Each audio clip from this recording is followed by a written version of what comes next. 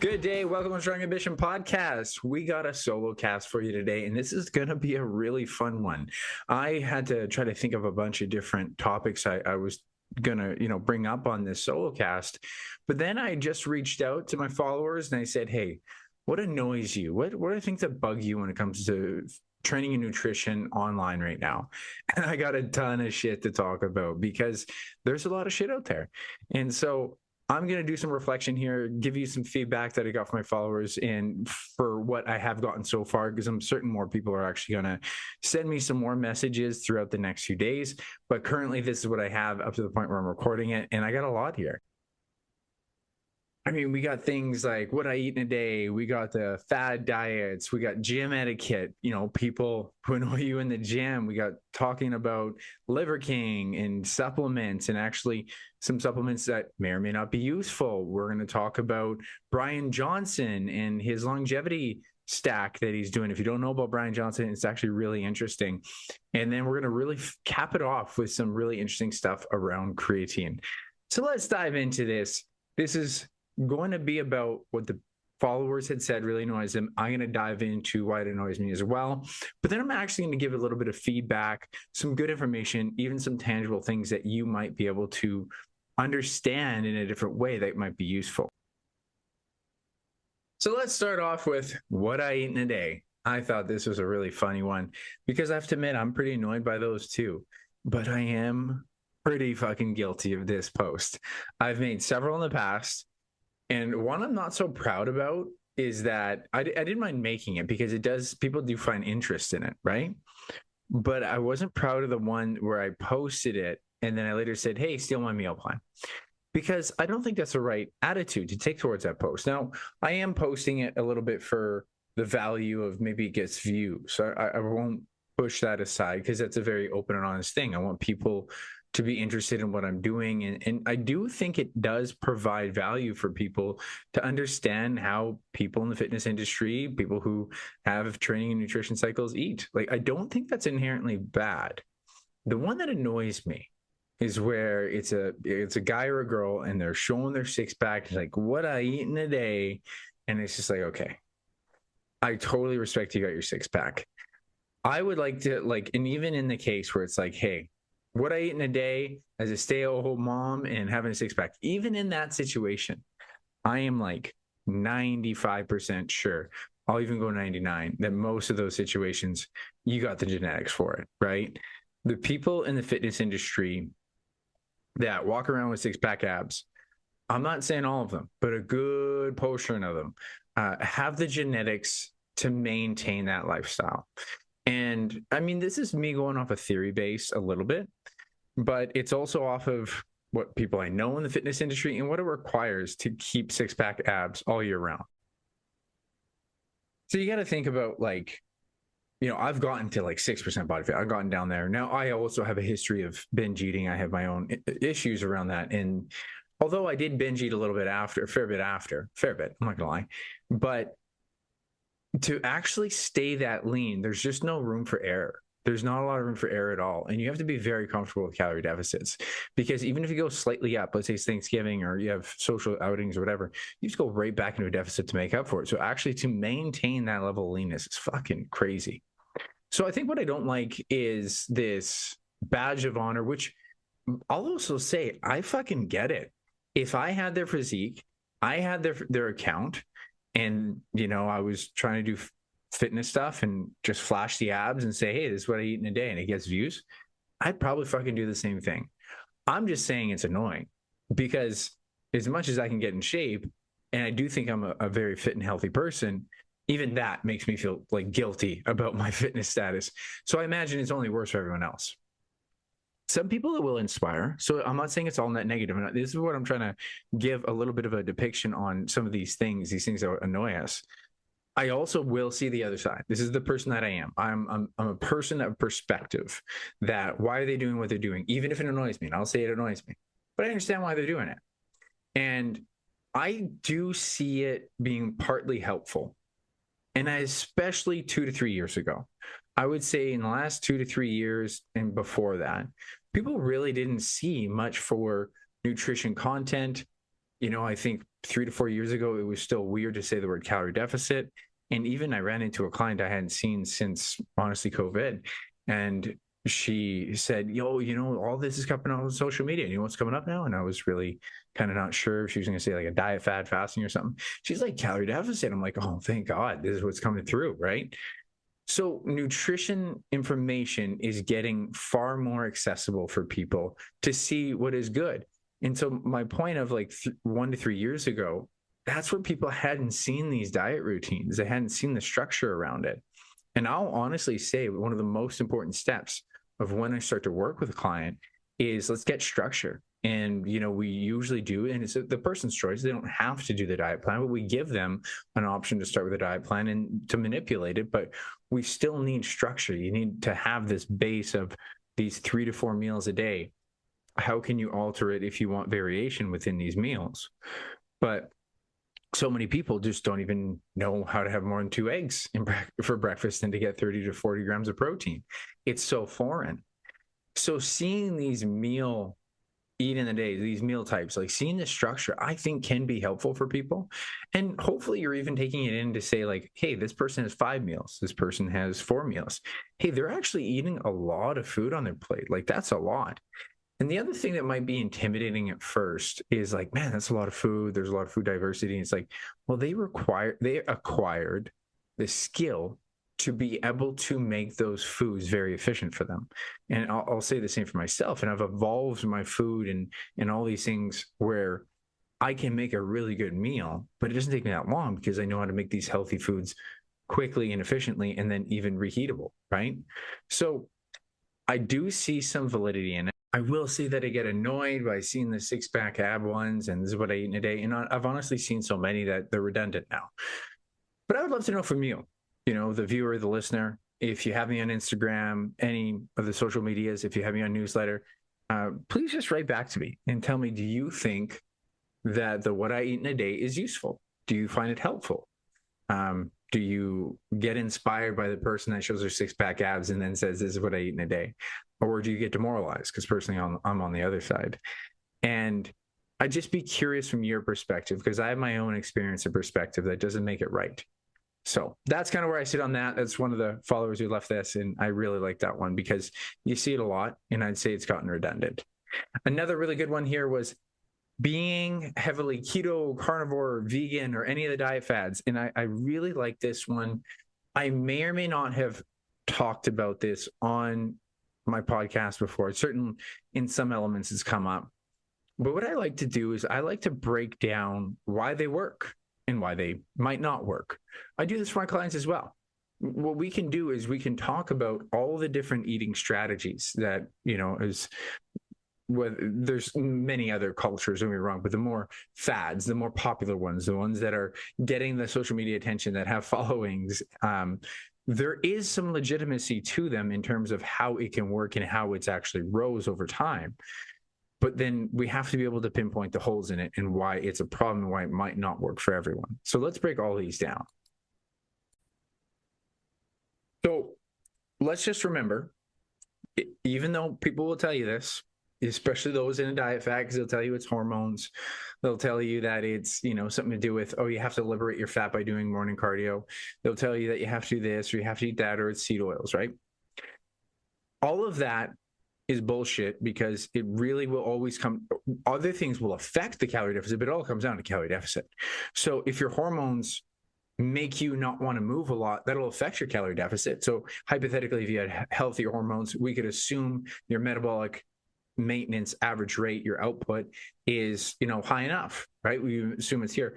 Poor hormones, you might not want to do as much exercise. You might not be moving around the day as much. So it might knock off 200 to 300 calories, but a calorie deficit could still inherently exist.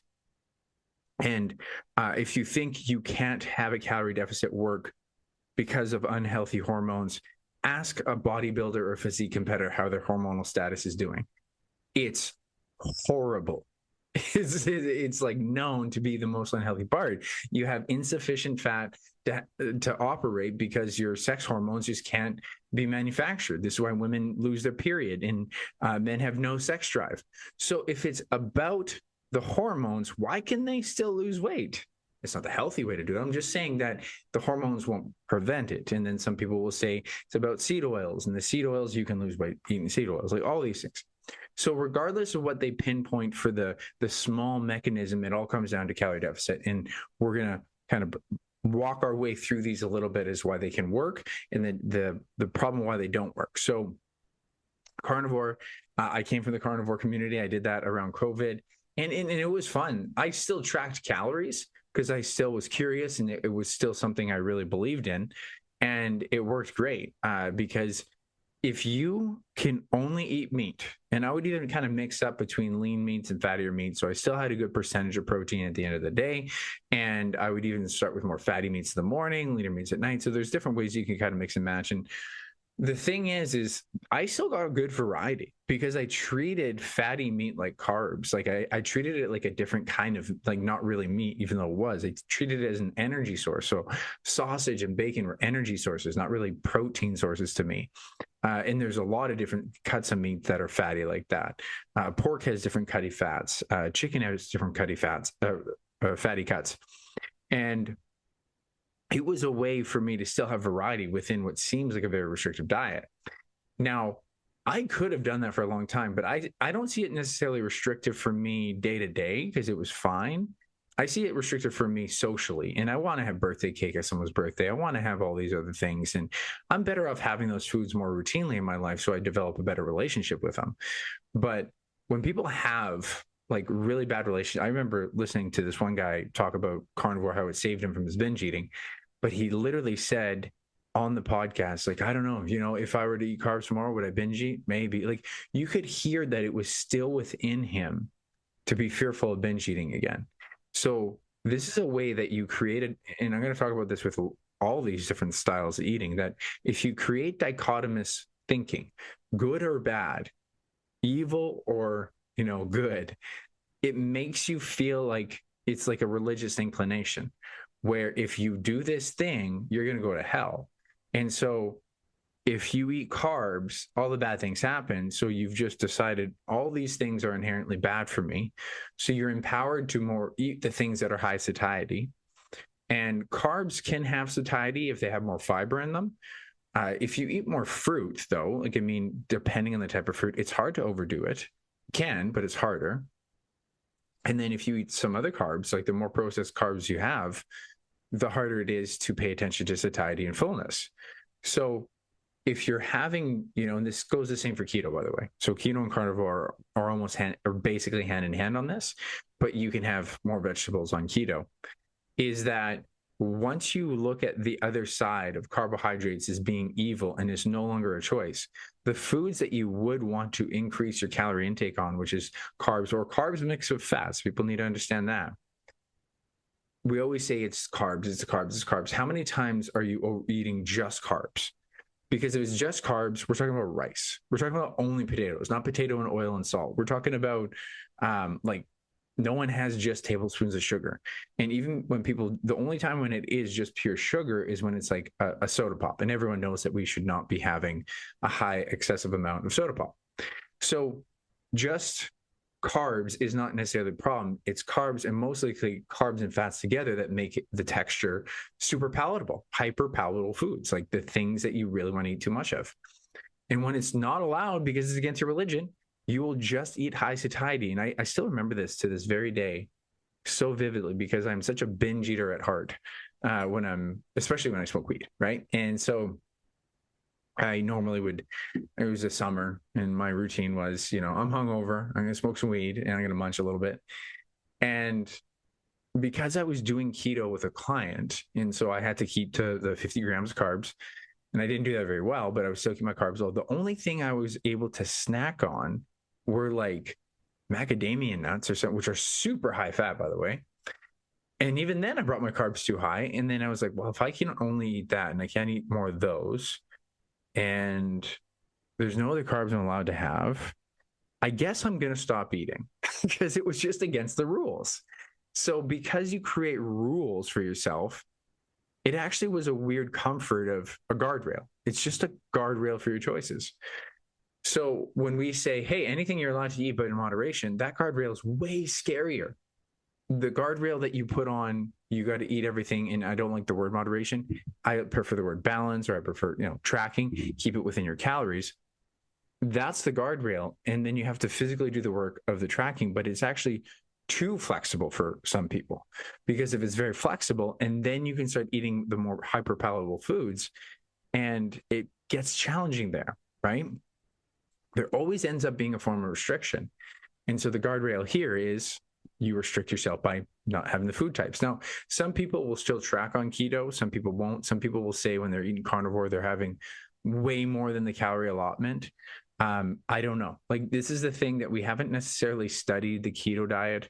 I haven't really, I'm pretty sure they've studied the low carb diet, the keto diets, and I've never heard of them eat, like the claims of, oh, I eat like 3, 4, 5,000 calories and I don't put on weight. And it's like, this is an anecdote. Like, that's great. It's like the guy who's 70 years old and smoked a pack of cigarettes every day. Do I believe everything he says, how he lives his life, and that's the way to live life? I don't know, right? Probably not. When it comes to the carnivore people, they'll always push to that and say how, the law of thermodynamics is bullshit and all this stuff. And it's like, well, it's a fucking law. And until it gets studied in a lab and not by you, the guy on Instagram, just claiming to push this, style of dieting that also happens to be your brand, I'm going to look for the data. I'm going to look for, on average, what happens to people. So the keto carnivore is about restricting the foods that normally are more palatable. So if you have more calories that would come from there, it's dichotomous thinking. It won't work for you. Vegan will actually do a good job of cutting out fatty meat sources, because so many sources of meat, actually not so many, but quite a few, as I mentioned, drumsticks, all that stuff. Steak tends to be actually quite fatty. Beef tends to be fatty. Ground beef, pork, bacon. Like, this is a big source of calories for a lot of people in their diet if they don't balance it out. Then if you go vegan, you're also going to have to eat a lot of, well, you don't have to, but if you're trying to make your food from home, you have to have a lot more fiber. You have to have a lot more whole food. So you think about cooking like a bunch of beans, lentils, all that stuff, like, it's going to come with a ton of fiber, and fiber almost kind of works very similarly to protein when it comes to satiety and feeling full. The only thing I'm going to say as a caveat, well, there's two when it comes to vegan, is like, I mean, carbs are vegan, right? Carbs and fats together are certainly vegan. Baked goods can be vegan. Some might be limited as far as your dairy intake, but it's still very vegan. And when it comes to when you're trying to make that diet and you're trying to have a high enough protein content, because you do want to have closer to your body weight in grams of protein. When it's an animal-based diet with higher quality protein, and higher quality just means the type of amino acid, so it's closer to a complete protein for what an animal needs. It makes sense. An animal has the amino acids that animals need, and a plant has the amino acids a plant needs. So you kind of need to mix and match. And what I always recommend to vegans is get an essential amino acid supplement. It can be a vegan essential amino acid supplement. You sip that with each meal, and it actually probably hedges your bets quite fine. The one other challenge, though, is if you're having it from a lot of plant-based sources directly, and it's not like in a protein powder, a vegan protein powder, it's going to be low bioavailability. You might get half because it's caught up in plant fibers. So I'd say you have lentils or beans or whatever, you're probably not getting all of that. And then we're talking lentils, you talk about chickpeas, and I'm pretty sure even tofu, it can be only 30 to 40% protein. And you're trying to get your diet in a fat loss diet closer to about 30, 40% protein. So if your protein source already has that many carbs and fats, and you go to have rice, and you go to have something else with it, you're going to lower your total, you're going to increase your total carbs and fats a little bit too high to keep your calories low enough. So it's harder to keep your calories low. Huge balancing act. So if you want to go vegan, you have an advantage of maybe not including as much fatty meat. And if you have ethical reasons to do it, I totally respect that. I think that's an amazing thing to do, to say, I'm going to do this for the sake of the animals. I don't know this for a fact. I think someone challenged me pretty well on this, is there is a huge amount of rodent death due to crops. So it's like, are you really negating animal death I don't know what the net positive is. I do know that when they compared the Impossible Burger to like the same amount of meat in ground beef, there was 22 times the animal death. So is it actually avoiding animal death? I think it depends on the product and how it's developed. But I get that you're trying to do something ethical. So I respect that and do what feels right for you. It's not going to be for health reasons inherently by itself. And it makes shit way harder for you. So that's that guardrail, is that you're avoiding fatty meat, you have higher fiber.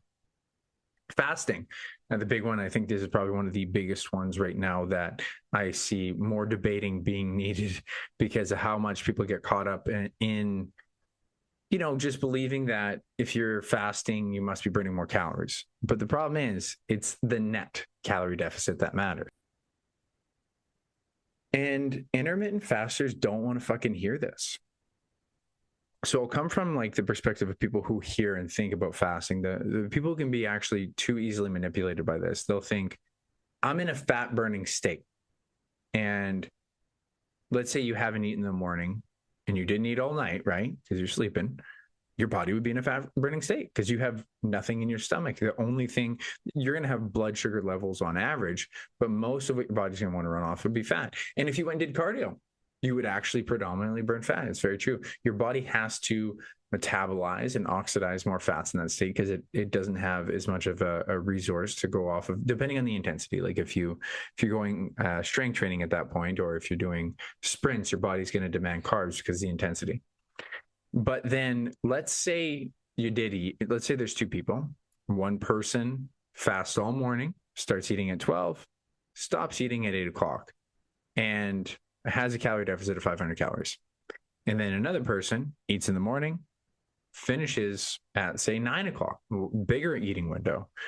And then again, 500 calorie deficit. It's the same. Like, it is a net deficit that matters, because your rate of calorie output or intake doesn't inherently matter because you're in a fasted state more.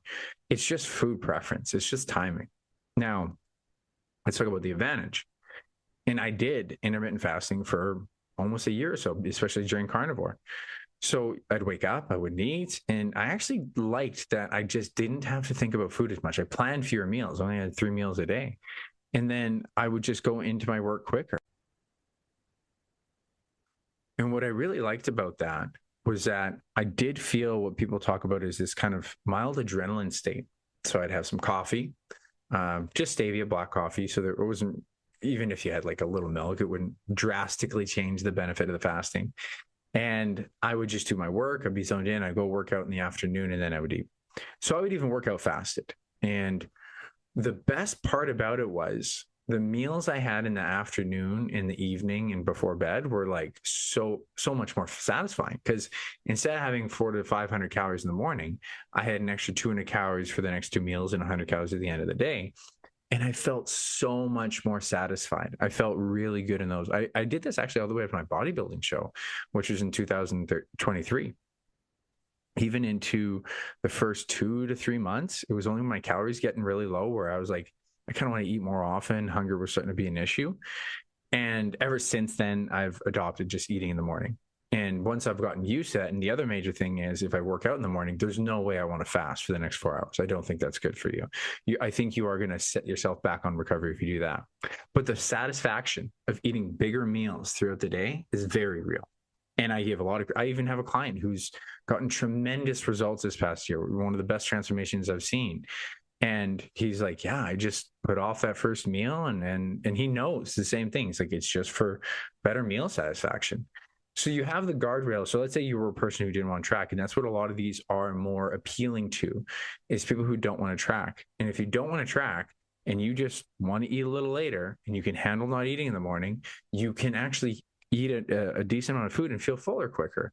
And then you cut it off at 8 o'clock or whatever time you want to cut off. Because what do you usually eat at 9 or 10 o'clock at night? It's snacks. It's when your willpower is low. So you're not only making your meals bigger, but you're also making the food option at night less of a liability. So you got 2 guardrails there. It still comes down to that net calorie deficit. And a quick tangent on alternate day fasting. I believe that if anyone's going to do more than a 24-hour fast or longer, and if you watch my social media, you'll hear me rant about it, but I have to put this asterisk out there. This borderlines too much on disordered eating if you don't have a good relationship with food. If you are doing a fast for 24 hours or more for the sake of fat loss, I believe that you are facilitating a disordered eating behavior. If you are doing it for psychological reasons, if you're doing it for religious reasons, I think there's a ton of benefits. I will say that even when I did do, a 24-hour, 36-hour fast or something like that, I think I might have done a 3-day fast once. And I felt like there was a real good cognitive benefit of pushing yourself past that hunger sensation, feeling like you didn't need food, and pushing yourself past the instinct and the willingness of it.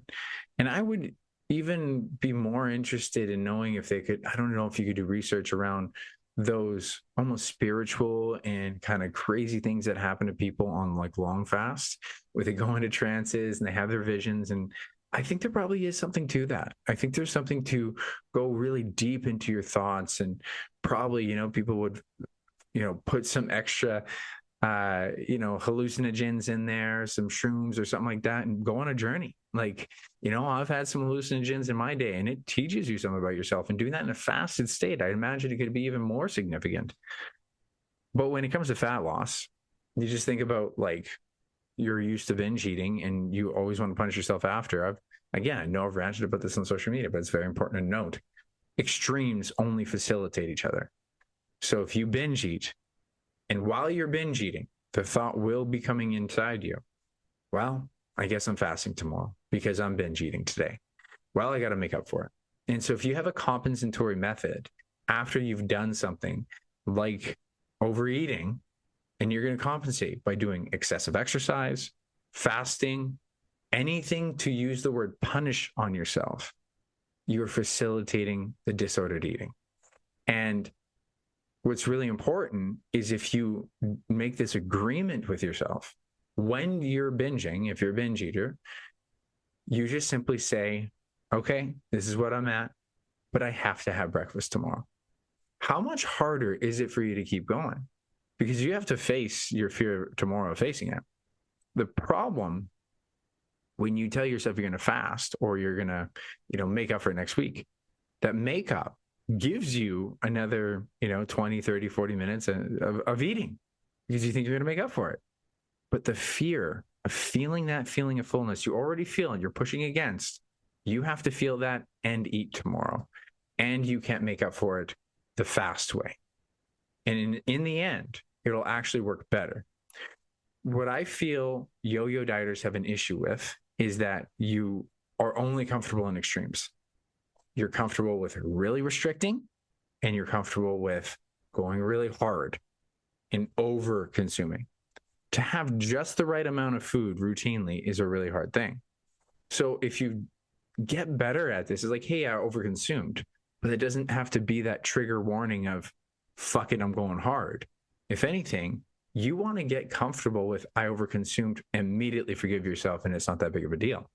You want to be able to be a person, and I know this from experience, I know this from working with people, binge eaters are just different. When you think you've binged eat, just understand that a binge eater, like if you ate, let's say your calorie maintenance is 2,000, you might think a binge eating episode is like 2,500 to 3,000 calories, right? A binge eater will eat 5,000 calories in a night. So they will eat almost what could be near a pound of body fat. And I know I've done it, where I just kept going. So it's not to take away from your experience if you're someone who doesn't go that hard. It's just important to know that's how far it is. And the binge eater wants to be at 2,500. We all want to be like, if you're going to splurge, you're going to overdo it. Your overdoing should only be 20 to 30% and be like, oh yeah, that was a good Christmas. It was a good birthday dinner or something, but I feel full enough. You want to not be okay with going past that boundary. So it's a big tangent on binging, but I think it actually really is important to consider when it has to do with fasting and 24-hour fast, 48-hour fast, any of these things. I do not agree with them if you don't have a good relationship with food. And remember, I did put the asterisk. There's reasons other people can use them, but not for fat loss. Then we'll go into another one, Whole30 Paleo. And just in case you don't know, it's called both of these, so I can describe them more specifically for you. So the Whole30 is just 30 days of eating nothing but whole foods. And this is really interesting because it has helped clients in the past. I do like the challenge of eating very whole food for an extended period of time. I've talked about it on here before that I believe in elimination diets. Now, what I've learned is I think it's helpful to cut it down to about 2 weeks of a challenge at a time, and to help people with structure, to have the meal plan structure, and then reintroduce things.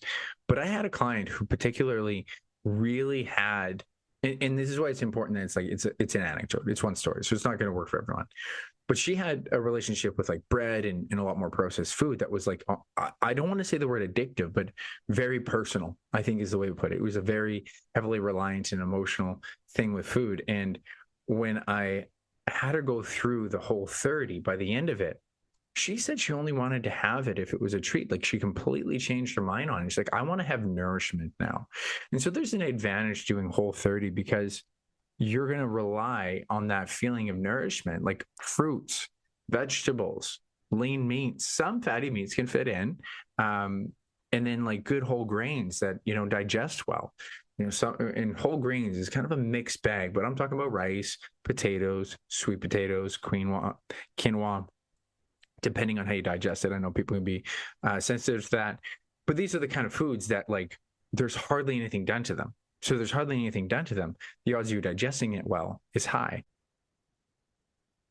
And so the Whole30, there's a bit of the good challenge there is that the guardrail of like, you're not eating hyper palatable foods, no bags of chips, no pop, no pizzas.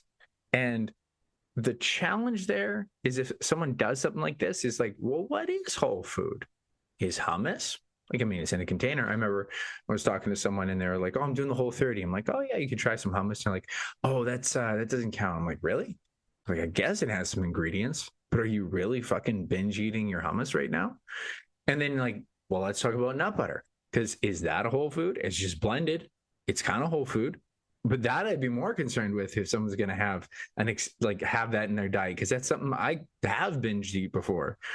So it's kind of a wishy-washy gray zone. And this is why when I talk about food quality or what is a whole food and not, is I don't say one.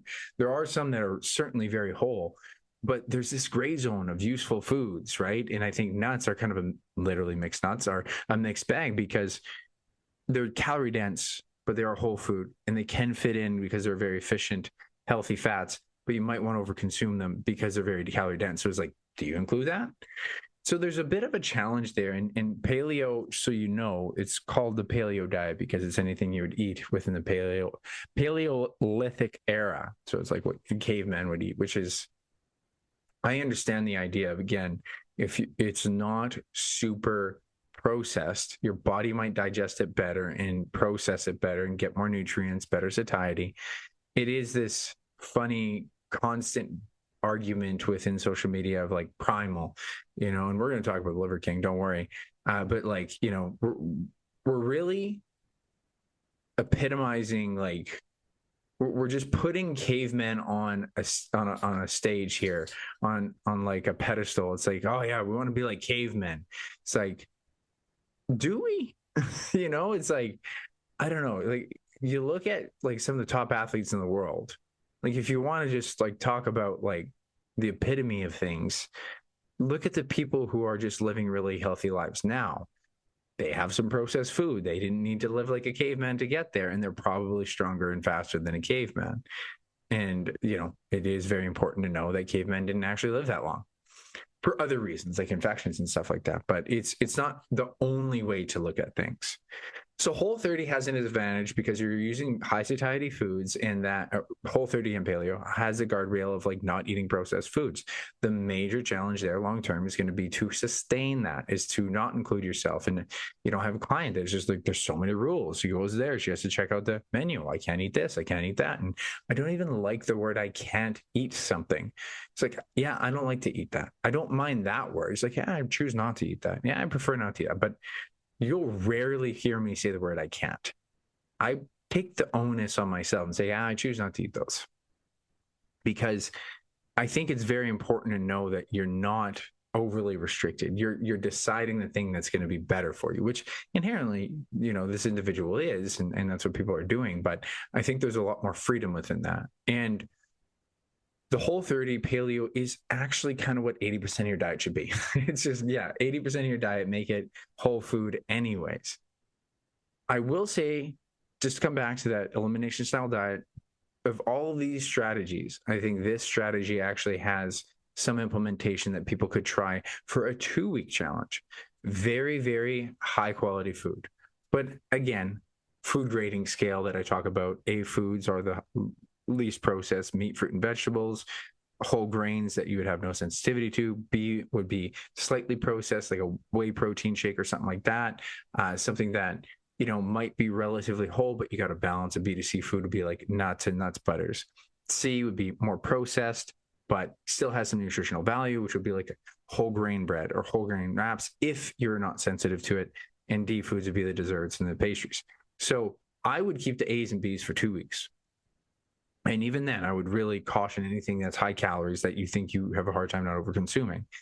And then reintroduce things like breads and pastas and whole grain, because you want to make sure it would have some more nutrients in it for you, some fiber.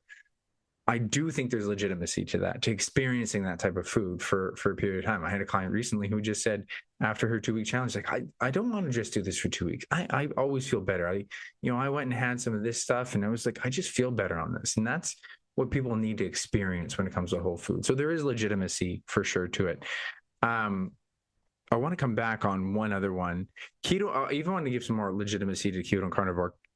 Carnivore has a legitimacy of being the ultimate elimination diet, because if you have any food sensitivities to anything, I think some of these anecdotes are valuable. Like when you look at Jordan Peterson and his daughter, Michaela, I think they were sincerely trying other foods. Now, these are anecdotes. These are stories for social media, so maybe it's bullshit. But I do believe they were sincerely trying, in that they are so food sensitive that any plants aren't good for them. And there's some people who, man, I was blown away when I had a client that couldn't have rice without getting gassy. So there are unique cases where the carnivore diet can be an elimination diet, but then reintroduction is valuable. Honestly, because there's other nutrients out there for you. There's other life out there for you. You don't need to stay dichotomous in that. Keto, the advantage there is if someone just likes that lifestyle. Like some people, I just prefer low carb, because almost that guardrail dichotomous thinking helps them get through things. But the major, and I'll also say that some people feel cognitively better. It's like that steady energy. And I felt that on carnivore for sure. Steady energy rather than spikes. Big drawback there is if you're an athlete, you don't have enough carbs. You need that spike of energy. You need that explosiveness. Same thing with keto. And there is some legitimacy to people who have cognitive issues or like with seizures. So keto is likely, or has shown research to actually help prevent and decrease seizures with people with epilepsy. So very real. Now, all of these need to lead to a deficit.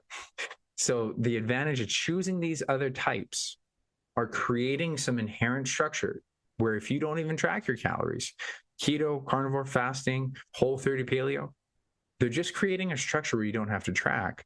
And the deficit and the restriction might inherently take you there. But bear in mind, you could do any of these and not lose weight if you're not in a deficit. So then goes into the type of flexible dieting and tracking that I believe, and I try to preach to I try to show my clients. If you track your way to your deficit, you can fit a lot more in. So that's how I really feel about all those diets. And I think it's helpful to walk through it. I ranted a lot longer than I thought it was going to on this one, but I think it's important. Even if I've talked about it before, it's important to see that depiction, why people would brag about one or the other. And it's because it was a way that felt less restrictive for them. If you tell let's say it's a carnivore, or like a keto or a vegan, you tell them, hey, have you ever tried calorie tracking? Be like, oh, I didn't like that. It just wasn't sustainable to me. It's like, but as a carnivore, not eating any carbs is sustainable? Yeah. I even remember talking to this guy at the end of a boxing class. He fasts, and I still don't agree with it. He fasts for days or weeks. And he's like really tired of class. Oh, yeah. So I'm not eating, I'm fasting for like a week here. And it's the only thing that really works for me. I've tried everything, but this works for me. I'm like, well, we'll see. Like, I don't think that's healthy, but I also will give people credit of, if you feel it works, go ahead and live your experience. If you feel whatever these things work, because all diet strategies fail long term, at least 90% of the time, meaning, many people will lose weight on these diets, but over 9 out of 10 people will gain the weight back. So if someone says fasting feels easy, fucking rights. If someone says keto, carnivore, vegan made them healthier and they feel easier, fucking rights. Let's see where you're at in a year and keep it going if it still works. Just make sure you're doing all the other necessities for your health. So that was a long tangent, but I think it's a valuable one. Now let's talk about more fun rips. This one's really good. So Kerry Baldwin, guy I know from Starbucks, has a wonderful, just great list of shit to deal with in the gym. So this is fun because he has 4 here that are really great to rip on, because there's some really shitty gym etiquette out there. Very first one here, let's talk about people sitting around on a machine while being on their phone. Yeah, that's a common one. In this day and age, especially, right? Because phones are a thing, and it's very easy because, okay, I got to do a set and I got to rest. And it makes sense. They have to rest, got to recuperate. And you should rest longer than 30 seconds to a minute. You should be resting 90 seconds to 2 minutes if you want really good results. Now, there are ways that you can do like rest pause sets, extend your final set. I'm big on rest pause sets, and I would encourage that for people who are looking for a time efficient thing and wanting to squeeze in a little bit more after your second or third set. But you're going to want some rest. Now, that does not mean that you should sit on your phone, but I understand the appeal. Hey, I got a minute or so here. Let's scroll. Now, here's something valuable to think about: whether or not scrolling on your phone is a good idea, because you think, okay, I'm going to do a set and then I'm going to just rest and I'm going to go on my phone. Well, what does that do to your performance? So there was actually a research article that was doing smartphone based on social media before training and during training. Now, before training, 30 minutes prior of continuous social media actually led to a decrease in training performance. And this is really interesting, right? Because if you're just on social media a bunch, like, how does that affect you? And it actually affects your cognitive focus when you're doing the training. Now, in this study, it did not seem to impair it during the training, but this is the first kind of study in its own. And I would argue that you're probably not going to be as zoned in. You're probably not going to perform as well.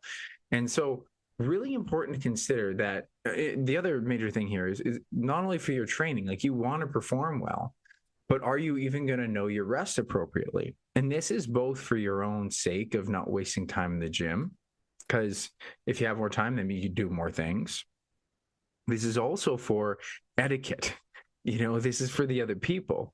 So when you're on rest, time your fucking rest.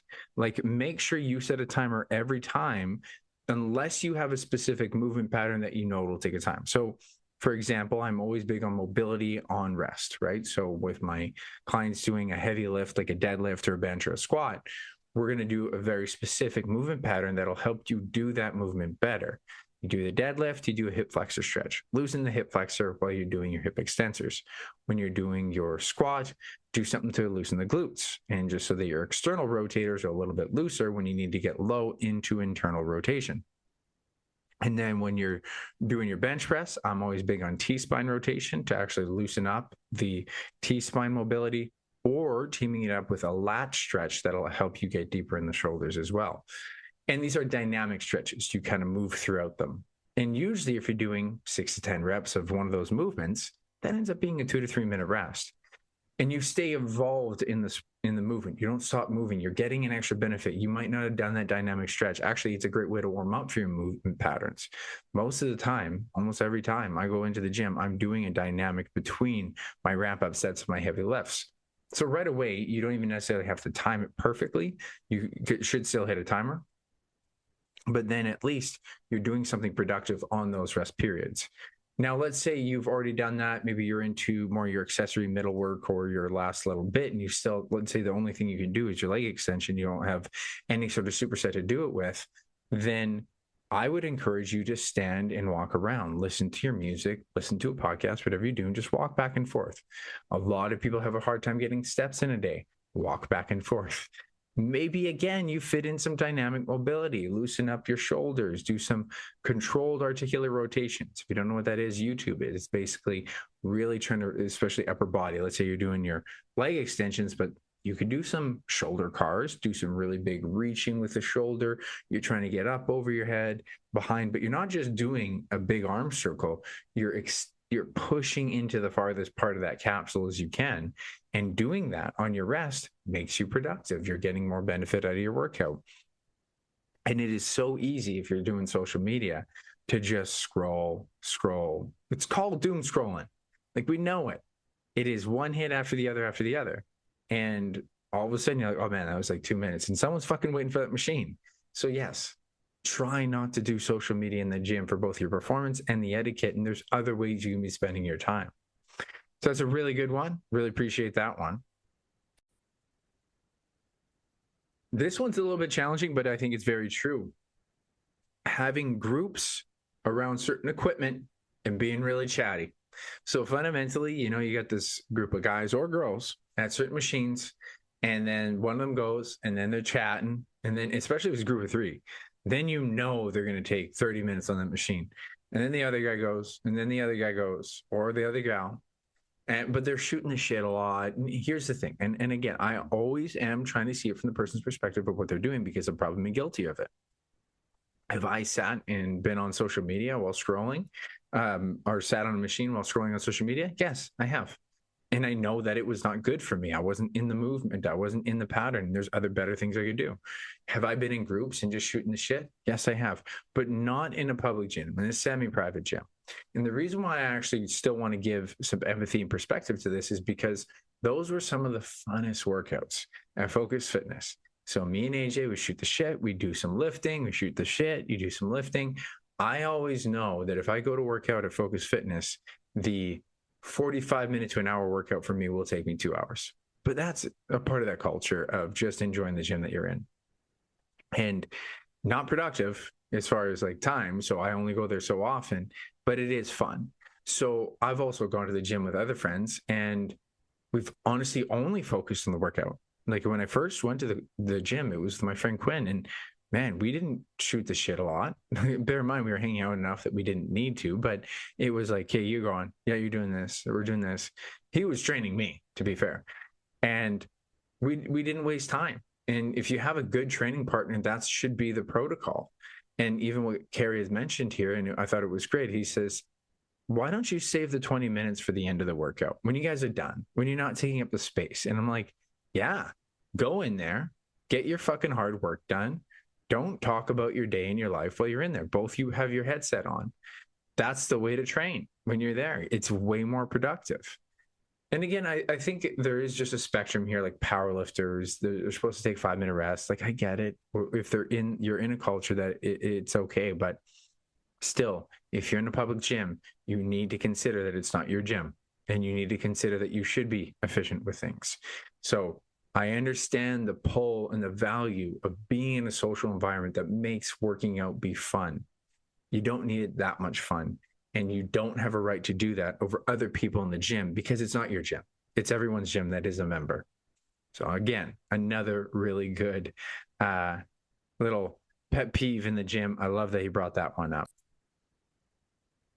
Now another one. And again, I'm guilty of some of these, but I try to have etiquette. When the gym is busy, don't tie up multiple machines, especially more than one machine or 2 or 3. Now, if the gym is slow, I do understand how you can bounce back and forth between a couple machines. Sometimes I'll do an incline bench and there's a cable machine, no one's using it, and I'll go back and forth, or maybe the row machine. You know, the brick house gym that I'm at, it can be quiet in the morning. I intentionally go in the morning so I can get away with my supersets. I do believe that supersets are the most effective way to do training for the average person, because you can rest 30 to 60 seconds, you get another workout in, you rest 30 to 60 seconds, and you're always getting probably closer to 2 to 3 minute rest by the time you do an antagonist or a non-affected exercise group. So that means while I'm doing my dumbbell bench press and I go to do my lat pull down, the lats have some engagement, but less significant And if you're around 30 to 40-second rest, between those, you still get probably enough rest to still get a good one. Now, I'll say that if you're a competitive power lifter, my powerlifting coach was not okay with supersets.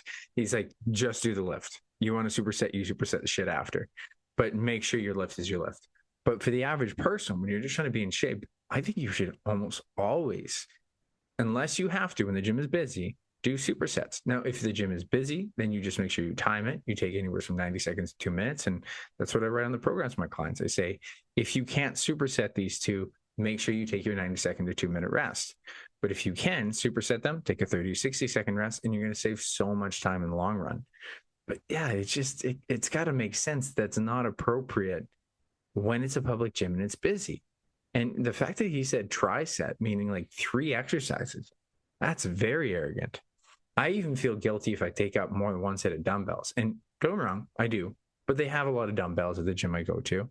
But I will actually I've noticed I'm doing it too much. I'm like, yeah, that's like 4 sets of dumbbells. So I should probably break up this circuit or just be okay with other weight that's not perfect for one of the exercises. It's not your gym. I say, I keep coming back to it. You have to have the appropriate etiquette, and just supersets are a luxury sometimes. And sometimes you can't have it. And you got to really consider, is this too busy of a gym for me to get away with this? And that's just the way it is. So great comment. I think it's valuable for people to appreciate and for people to get that message. Supersets are great, but you don't always have a right to it. And the last, and I think the most important gym etiquette one I'm topping off with here. This one I get most pissed off about, because some of the other ones I am very guilty of. As I just mentioned, I have sat on, the phone and scrolled or text, not much, because I do see that being a waste of time.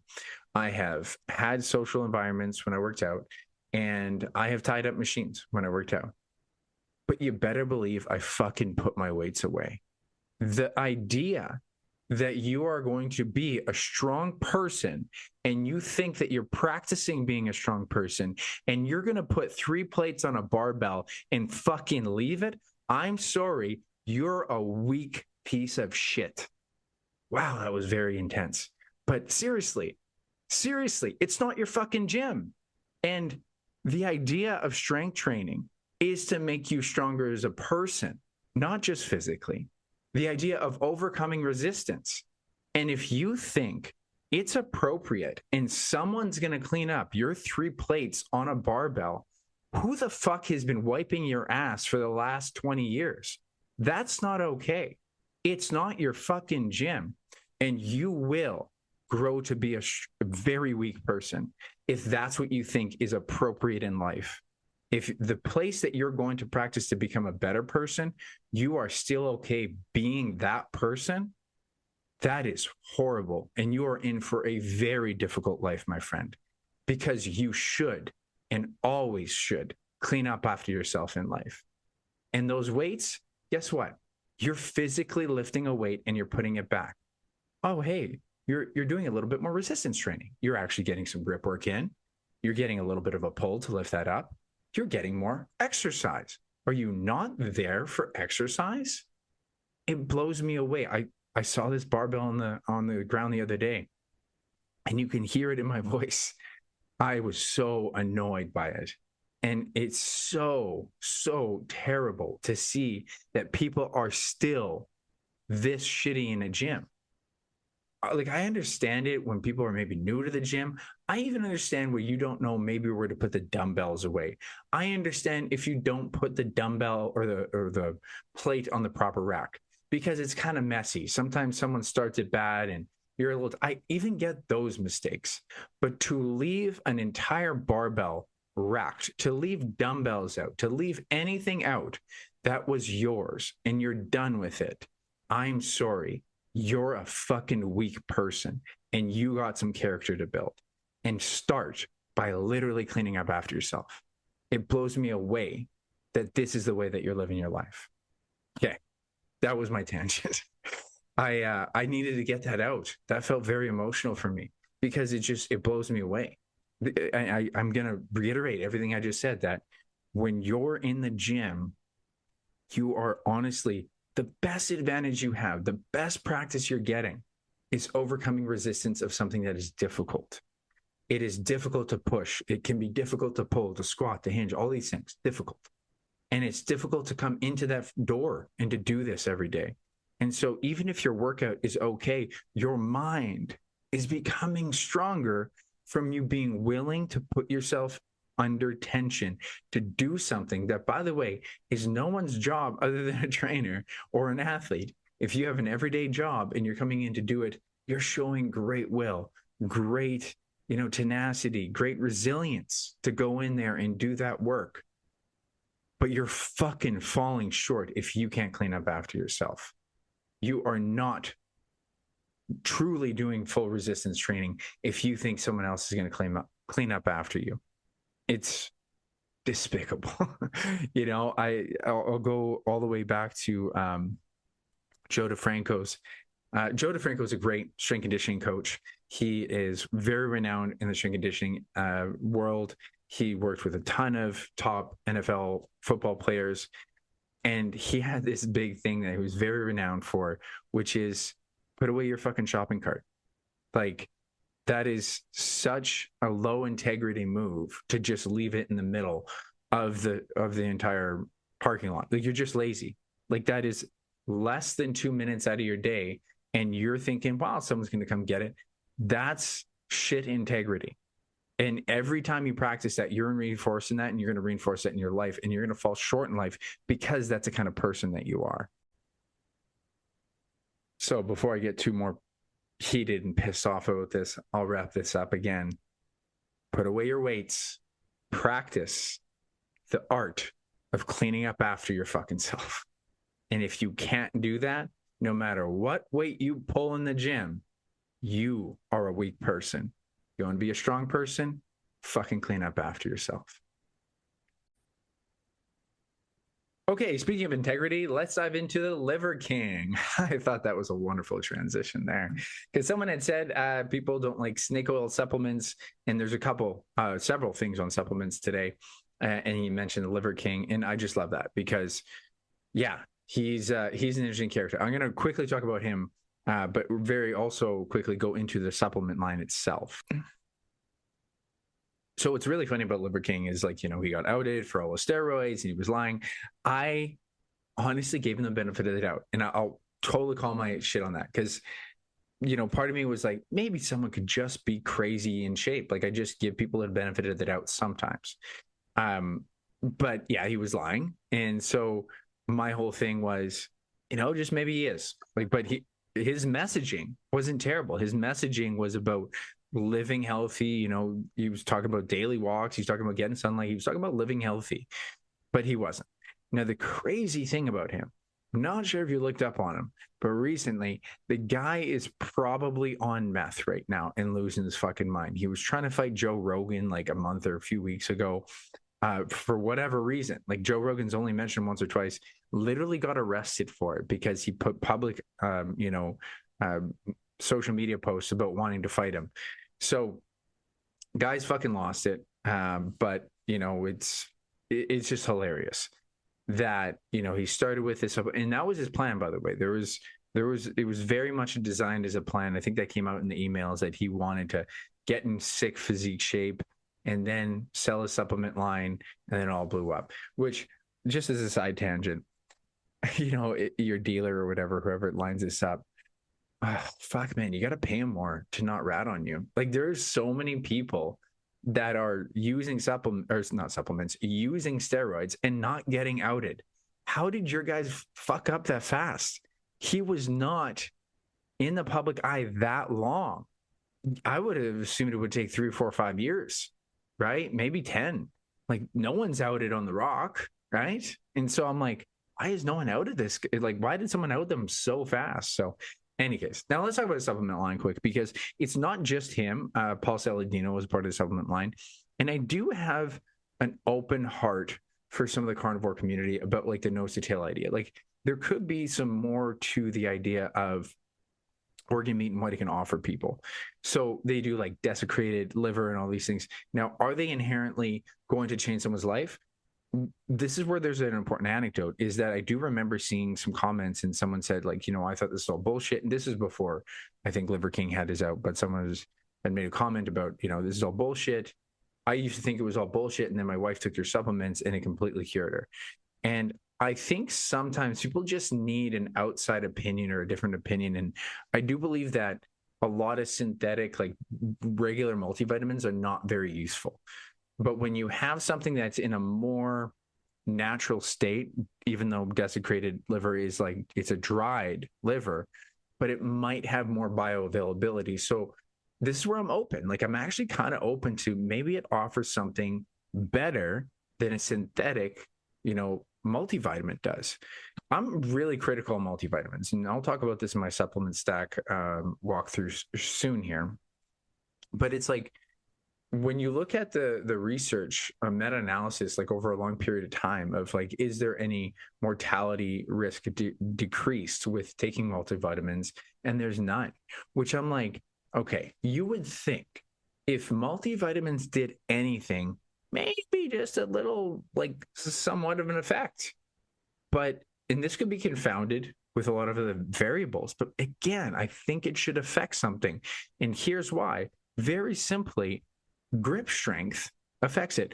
The amount people walk from 3,000 steps to 6,000 steps affects it. That decreases mortality risk from 6,000 to 9,000. There's a rate. So if the difference between 3,000 to 6,000 steps, like you can detect something, why can't we detect anything with multivitamins? And my theory is, of course, there is a caveat that maybe there's better quality multivitamins that could be synthetic, but yet better absorbed.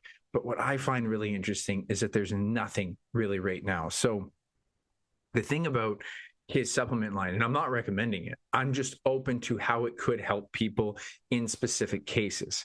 Their supplement line has, I'm going to go through it here because there is some different ones.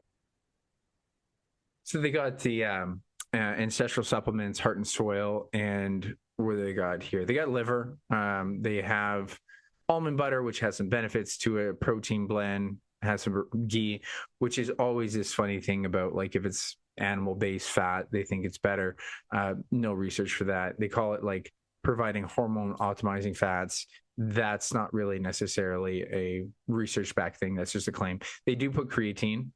They use real Himalayan salts for electrolytes. It's like the difference between Himalayan salt and table salt is negligible because there's micro minerals. But it's a micro amount of minerals. The difference between table salt and pink Himalayan.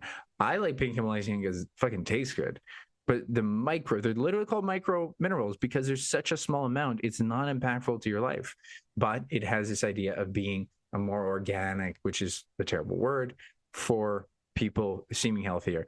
If you have table salt that actually has, chloride and HCl, I actually feel it tastes worse, but it's actually, ionized salt.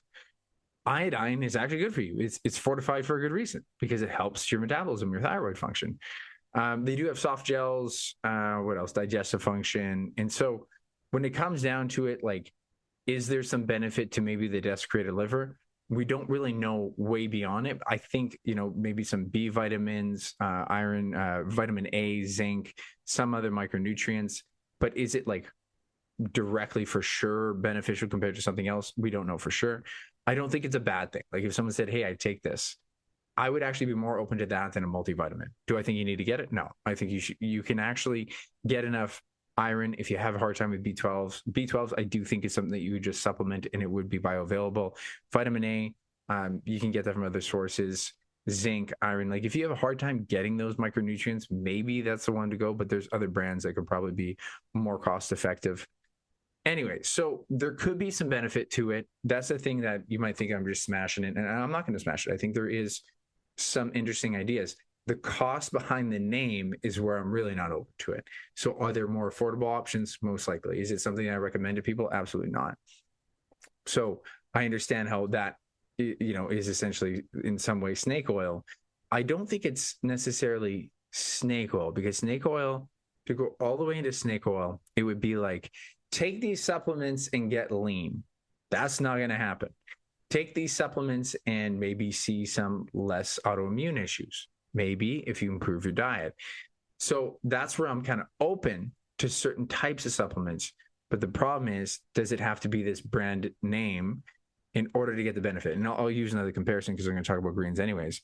I'm a believer in veggie greens, but I do not believe that the AG1 is the way to go. I actually push against it. Way too much fucking money. If you just get a regular green supplement, it's going to do what you need. You don't need the brand. So just to, put a wrap on that, Liver King, hilarious. The guy's lost his mind. He's on meth or something like that. Do I think the supplement line actually had something to offer? That's why I was actually biased towards it originally. When he was originally like, is this guy on steroids? Like, I think they could be offering people that's just a little bit unique other than just a regular multivitamin. But you still need to do that lifestyle of, you certainly don't need to eat raw liver. You don't even need to eat liver.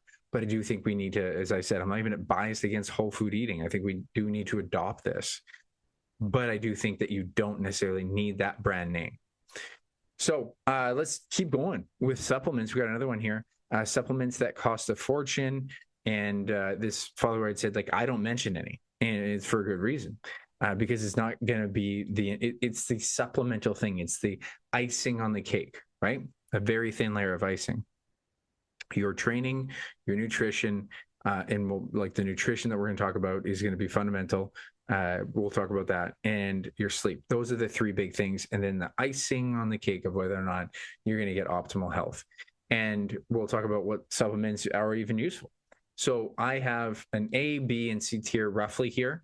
And it kind of goes, some things are heavily researched, some things, just as far as someone needs them or doesn't need them. And where I got my vibes, because I have my own biases. So the A tier is going to be, and is for sure vitamin D, especially if you don't get enough sunlight and you're living in Manitoba. If you had a day that was sunny, you're in the sun for like good sun, UV sun for about, 20 to 30 minutes, or even, I think I've heard or read that it's about 20, 30 minutes, but for sure an hour, don't take your vitamin D supplement. You're good. And then if it's a day you're indoors more, anywhere from 1,000 to even upwards to 4,000 or 5,000 IUs.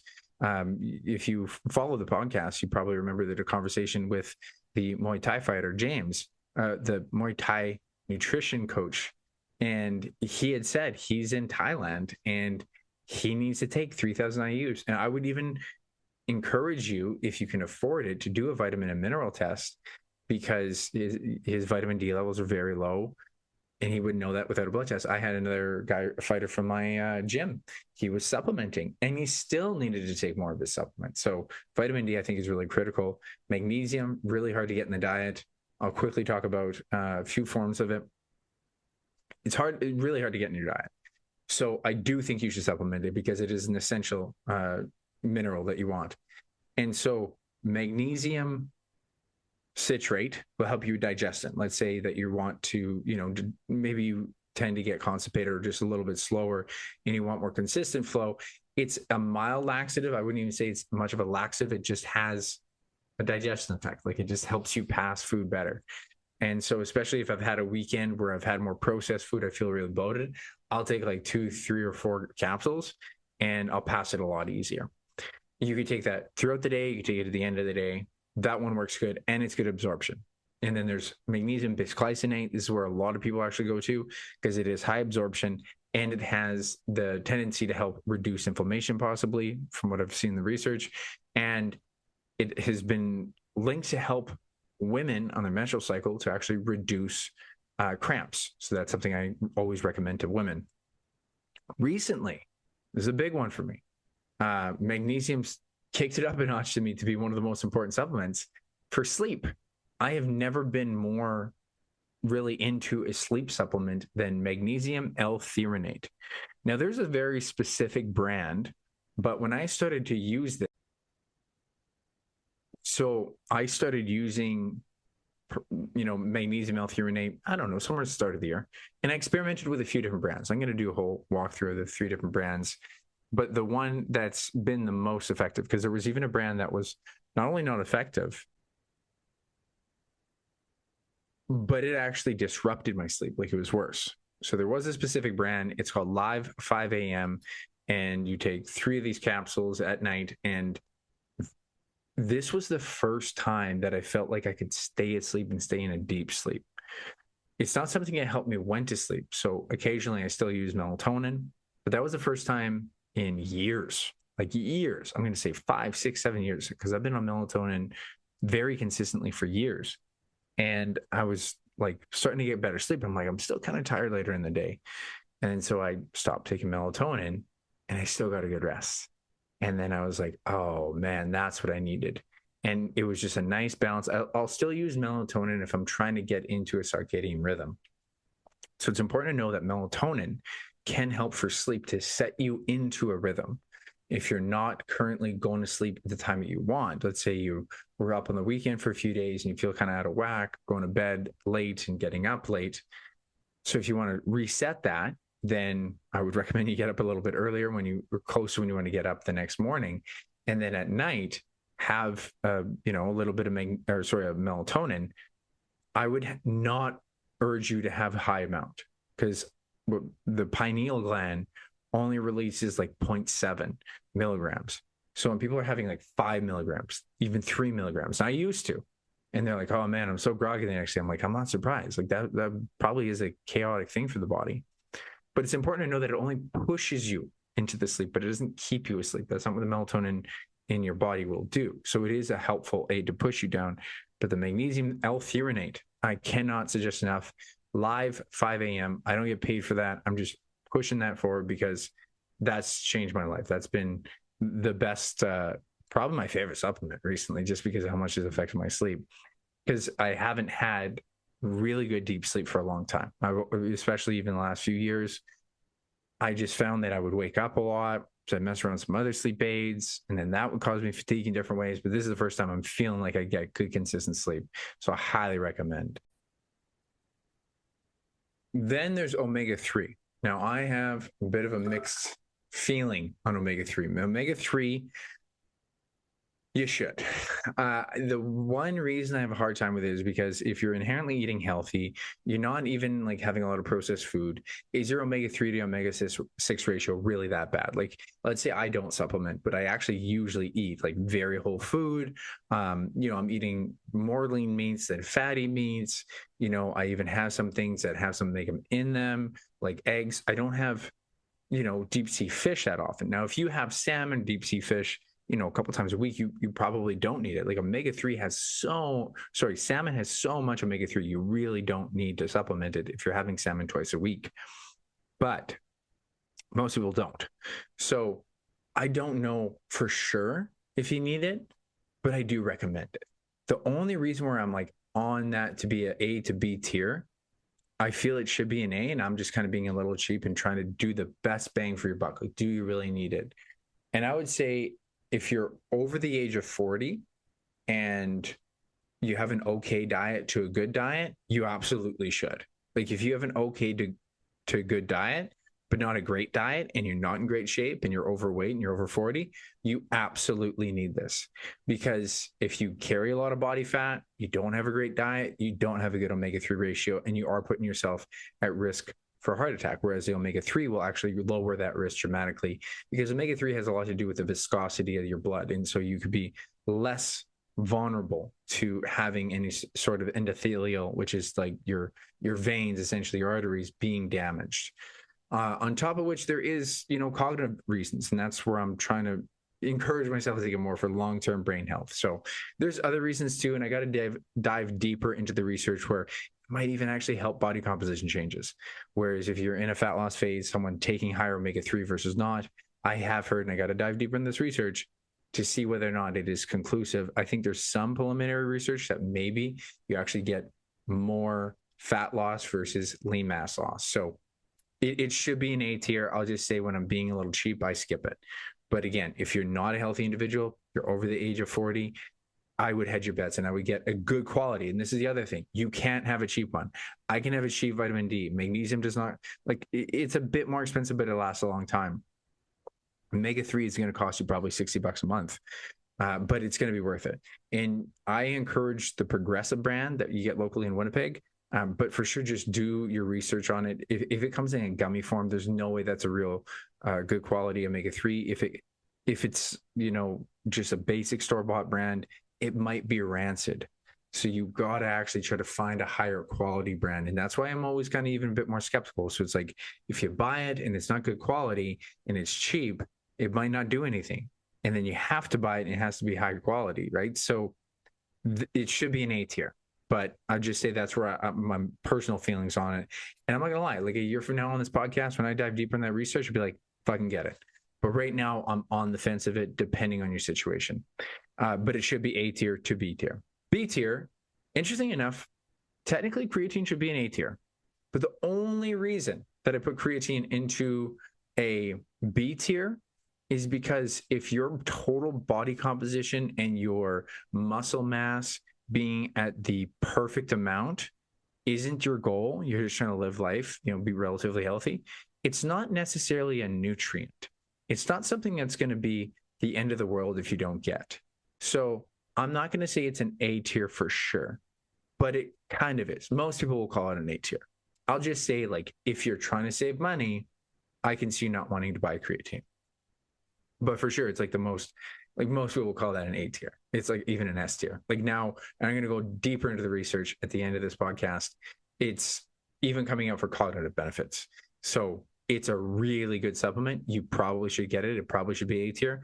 But if you have body composition goals, strength goals, you want that to be better, there's a version you on it, there's a version you not on it. The version you on it can actually do more weights, probably has more muscle mass, and might even have, from what it seems, like better cognitive performance based on some of the research. May or may not. That's still up in the air. It's still new. But it is also very safe supplement to take, and also very cheap. Like it is probably, I think, the cheapest supplement to get. And if you're wondering what to get locally in Winnipeg, go to Popeyes and get the PVL. It's fucking even cheaper than I remember it being before. So definitely highly recommend that one.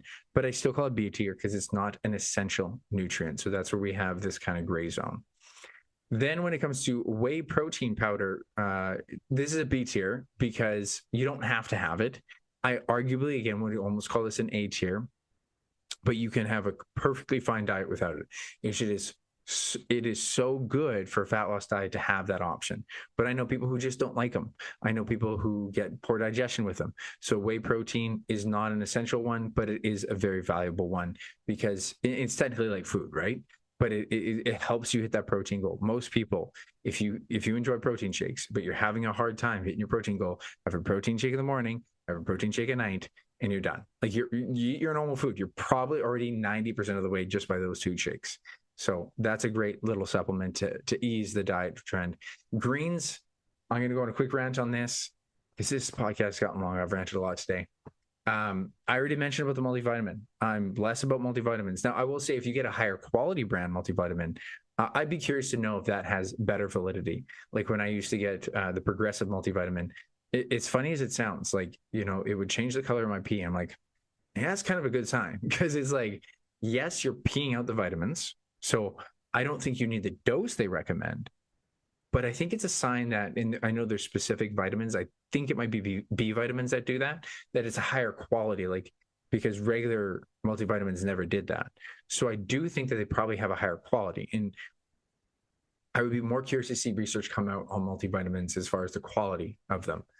But I think if someone's going to spend extra money, I think greens have a better place because neither of those are going to make up for fruits or vegetables. But at least the greens have research that show a reduction in inflammation, which is true. Like this has been shown, a reduction in inflammation, anti-inflammatory benefits, and antioxidizing benefits. So someone on it, not on it, the people who are on it have better inflammation reduction and better antioxidizing benefits.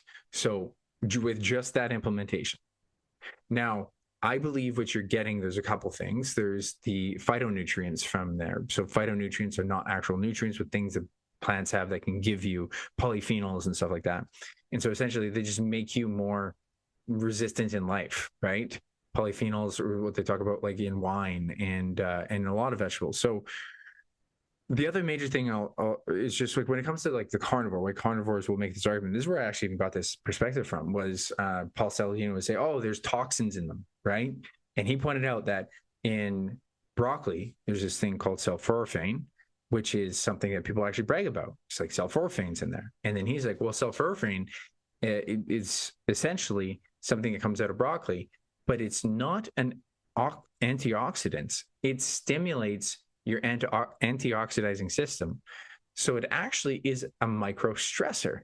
So it's like exercise. It's like doing a little bit of cardio challenges your aerobic system, but it's not too much. And so when you get that from the broccoli, plus broccoli will have other things, calcium and vitamin C and other things that you will get from there. But so it has kind of two benefits of both stimulating your antioxidant system. It doesn't give you an antioxidant, it stimulates it and it gives you nutrients. But from the carnivore perspective, he's like, oh, you don't need those. You don't need that hormesis. You don't need that. It's like, well, actually you do.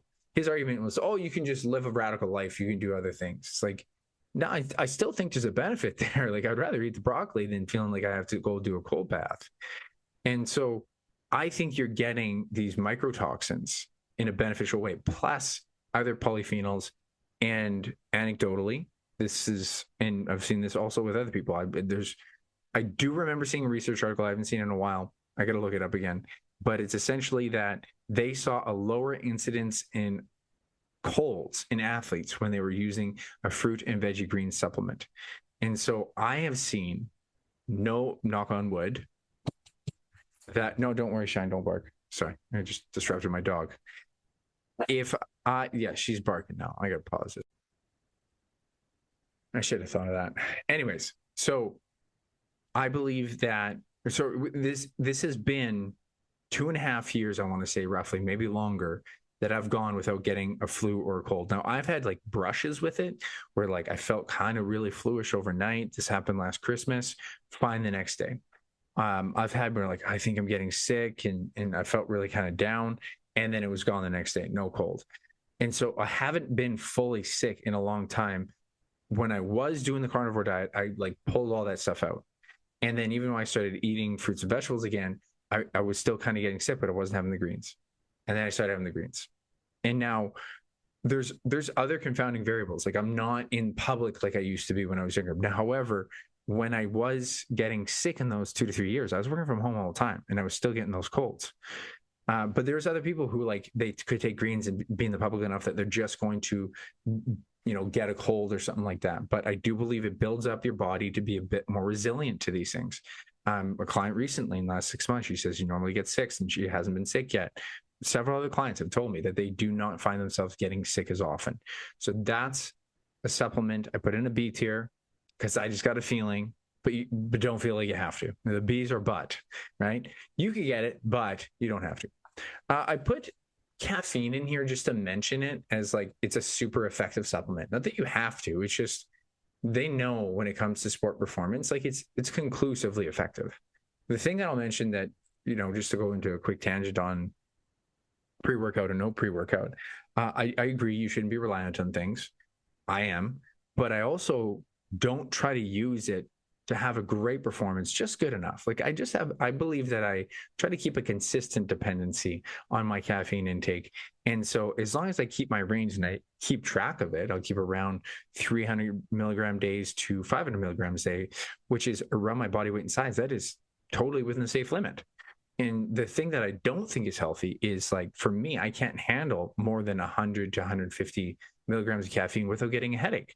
So once I have 200 or 300, which even the research backs up to improve performance, I feel too stimulated. Like, I'm not good there. So I just had to put in that caffeine is an effective supplement for performance. And I am a bias to say that if you have a hard time getting up and working out, I believe pre-workout is terrific for anyone before 12 o'clock. If you can't get up and work out, I don't give a fuck if you're dependent on pre-workout, because you're getting up to work out. It's already mentally hard. And if you're not currently doing that, use a fucking crutch. I don't care. Maybe one day you get such a routine, like, okay, then we'll pull it out. I don't see it as a net negative in that situation. It's a net negative anytime after 1 or 2 p.m. If you're having that pre-workout at 5 o'clock, 6 o'clock, 7 p.m., like on the PMs, terrible habit, because that is very likely disrupting your sleep. Even if you go to sleep, you're probably not getting restful sleep.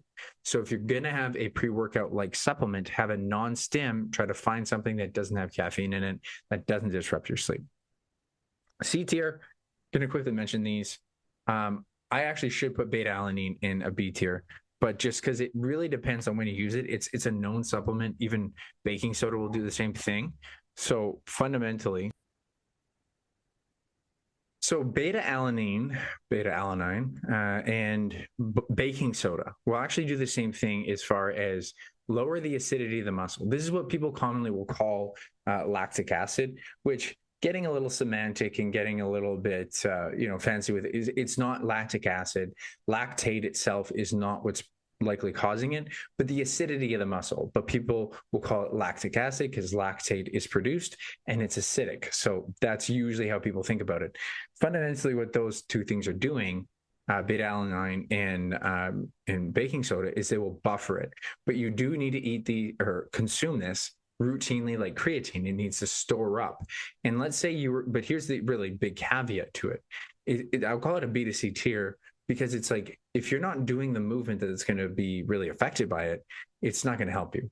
So it's basically, if you're doing a high intensity exercise, anywhere from 45 seconds to a minute, maybe 30 to 45 seconds, it might help you a bit, but that's where the acidity really builds up. And that's where it's been studied that if you have a supplement of beta alanine routinely, you will see a better performance on that time. Like you would do faster because you're feeling less acidity, so it buffers it better. Now, there's not many strength training sets that you're going to take to 45 seconds. There's not many things that people do unless you're in a sport that pushes you to that's going to put you in that state where you need to reduce that muscle acidity. Now, if there's a sport that has that, like a hockey player would be an advantage because you can have 30 to 60 second shifts. A boxer probably would have an advantage, but you have to take it routinely. And just the stuff that's in your pre-workout supplement is not sufficient. You want to consume, I'm pretty sure it's around 3 to 5 grams a day. And the unfortunate thing is that it comes with the tingles. So trying to get that over and done with, once or twice a day, you can spread it out if you want, but it is something you need to do routinely. So that is one that actually works. And then I have this C tier, which is like BCAAs and essential amino acids, but I got to say, it's like, they shouldn't technically be on there. This is what I would call just a satiety trick that I have. It shouldn't even be, it's kind of a supplement, but anyways, so branched chain amino acids and essential amino acids, unless you're a vegan or vegetarian and you're already hitting your body weight in grams of protein, the amino acids themselves are doing little to nothing, very likely. However, I will say that I learned this years ago, back when I was at Focus, probably 10 years ago. AJ had mentioned, I actually feel a little fuller, like I don't get as hungry. And I messed around with it. And I noticed that too. I was like, I put a little salt in there now. And it's basically almost like how pop can make me feel full. It's sweet. It's got some fluid. Sometimes there's a little bit of magnesium and potassium in there. So it's a little bit of an electrolyte. But I know the BCAAs or the amino acids aren't doing anything, but I do feel like a little bit more satisfied. So let's say I don't eat much for a while. I go to workout, and after the workout, I have to wait to eat for a while after, or me and Angelina go shopping and I have like a lot of hunger.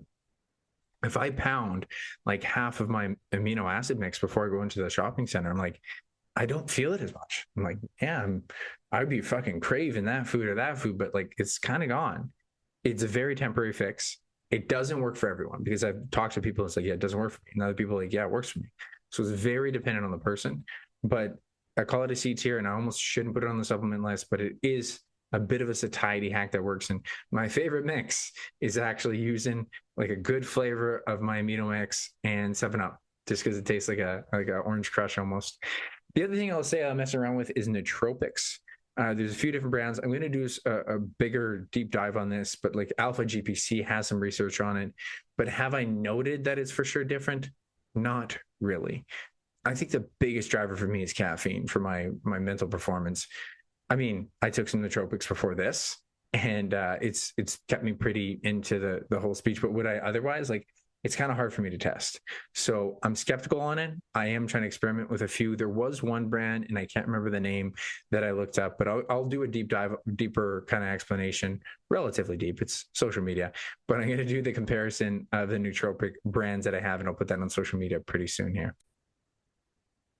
Okay, so let's talk more about supplements. And this guy is the supplement king outside of the Liver King. So if you haven't heard of Brian Johnson is a fascinating individual. So if my memory serves me correctly, he actually kind of was the beginner of Venmo. And if you're Canadian, you don't know what Venmo is. It is their version of e-transfer in the States. So we can send email transfers in the States. They can't, but they have Venmo. And he created it. He sold it for billions, I think millions anyways. And so he is a very, very wealthy individual. And what was interesting is that he actually went through a very dark time after, and he was contemplating suicide and all that stuff. And he got inspired to do the opposite. And he said he's going to try to live as long as he can. So he has actually even a podcast called the Don't Die podcast. That's his mantra, is don't die. And I think it's kind of cool because it's just interesting. It's a mantra. He's just like, don't die. Because if you can live as long as you can, we are on the precipice of seeing an incredible revolution in society. We are going through the technological exponential revolution. I'm not going to go in a deep dive on it today, but if you ever want to, look up Dr. Mike Israetel, his Renaissance Periodization podcast. He has a book coming out on the aesthetic revolution. And if it's real, because I don't know, but he's a very well-read guy. He's a PhD. He has some opinions I don't always agree with, but a lot of them I do. And it's some crazy stuff, even anti-aging, that we're going to. So he believes that he wants to see that part of life. He believes that he can reverse aging, which someone has to. Someone has to try this one day. And I'm so glad that he's got the wealth and he's got the ambition, and it's a cool thing. It's crazy. But I'll tell you a little bit of like the supplements that he does here. So he had an initial supplement stack that was over 100 different supplements. Now he's down to apparently 91 supplements before noon. And there's a bunch of different ones here.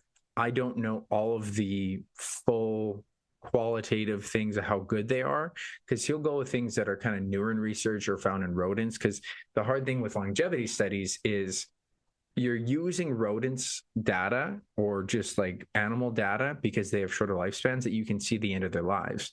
But that doesn't mean it always converts over to humans. A rat's or a rodent's lifespan, they're going to abbreviate and stuff like that. So it's efficient, but they have a much different energy metabolism than us. Like they don't digest food the same. So it's cost effective, it's time efficient, but it doesn't always transfer over. So some of the different supplements he has here, I'll just kind of walk through a handful of them, but the ones that are more interesting, like he has some basic ones: creatine, glycine, I kind of get for the sake of collagen. Glutathione is an antioxidizing agent, vitamin C, taurine, magnesium. And I understand these have L-theanine. I understand some of these. Do we all need them? No, I don't think so. I think he's really hedging his bets on a lot of them. He has this interesting one with some I've never even heard of for actually improving vision even, which I thought was cool. And, other things like making sure he has extra virgin olive oil, more antioxidizing things. He has ginger and curcumin, which are known for their antioxidizing, anti-inflammatory benefits. The one that I find really interesting, or that I find debatable, but it's interesting, is MNM, which is, I think it's like a nicotinamide. It's essentially something that's supposed to help your DNA live longer. Resveratrol. This is what's in red wine that is known to help people for antioxidant benefit. It's one that's really interesting because one of the guys that was on the podcast, who no longer, it was the strength coach that was on the podcast here not too long ago. It was this year. Don Moxley. Don Moxley's been on a couple of times, and when he's actually no longer, I think, with spermidine, but he had said he was with spermidine for a while, and it was supposed to be something to help longevity. So I've heard of this, and it's interesting that even Brian Johnson, who's this millionaire guy trying to do everything he can to hedge his bets, is using that same supplement, rapamycin, which is been discontinued apparently from this. But there's a whole bunch of other ones. Now, I even looked at is there some research behind what he's using? And it's like the ones that are the big ones are going to be vitamin D, omega-3, and creatine. The NMN, nicotinamide mononucleotide, is showing promising data, but I've heard some people even debate whether or not it's legitimate or not, right? Because again, it's always going to be these rodent trials for the most part. And there's some other ones that are debatable but could work. Now, I think like what's just really interesting, I recommend that you go look at some of the like a video with him, because I think it's like there is something inspiring to him. I thought it was a little bit dorky, but I'm like, this is kind of really fucking cool. This guy's going that hard. Here's a really cool thing. His whole routine is incredible. So I even got a copy of his daily routine, because he wakes up. It says that he naturally wakes up, and he doesn't do it from alarm, and he checks all of his biomarker. He's like the most measured guy. Checks his biometric data, does light therapy, hair meditation, he does that kind of stuff. And then 5:20, like he has this literal list here. It's incredible. He'll work out at 5:30, 6:30. He does strength and cardio. He'll have breakfast at 6:45. So he doesn't intermittent fast. Actually, sorry, he does. I'll bring that to the next one. He does some walking. And it's funny because he actually really avoids a lot of sunlight, but he does walk outside, which is interesting. He has a second breakfast at 9 a.m. I'll mention too, he's vegan vegetarian. I'm not sure if he's fully vegan, but I know he said ethically he prefers to be plant-based.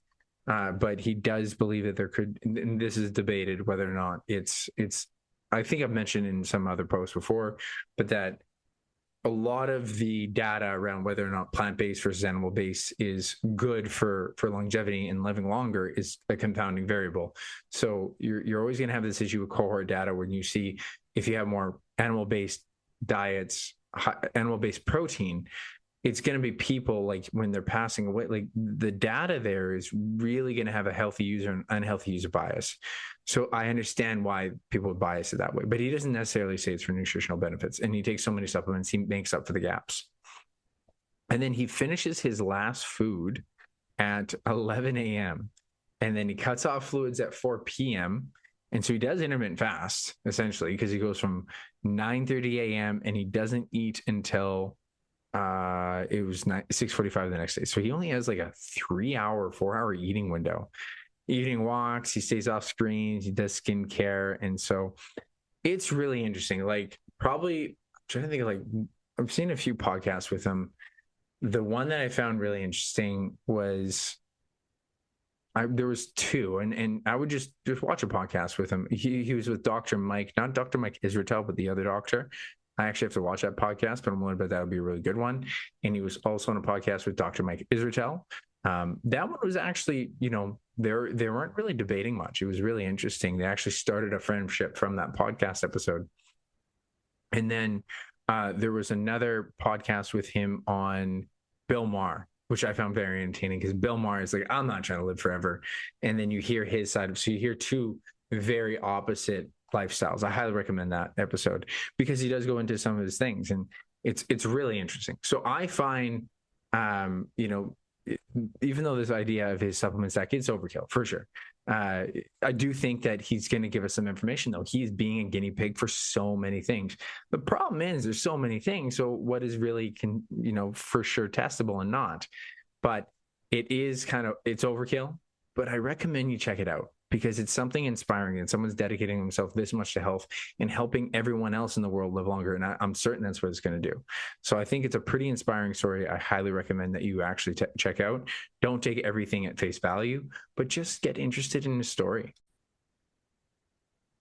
Okay, let's dive into the last one here that I had so far. There might be other ones that I'll get on the next episode, but it is just the effect of creatine.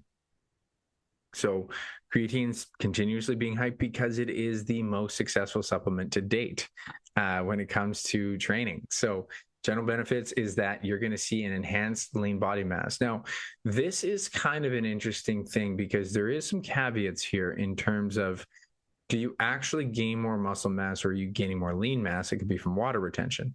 Now, the way that I would look at this is if you are strength training and you're in either calorie maintenance to a slight surplus, and there's a version you on it and there's a version you not on it, I would argue that likely the version of you on it is going to gain more muscle mass because you can have more output.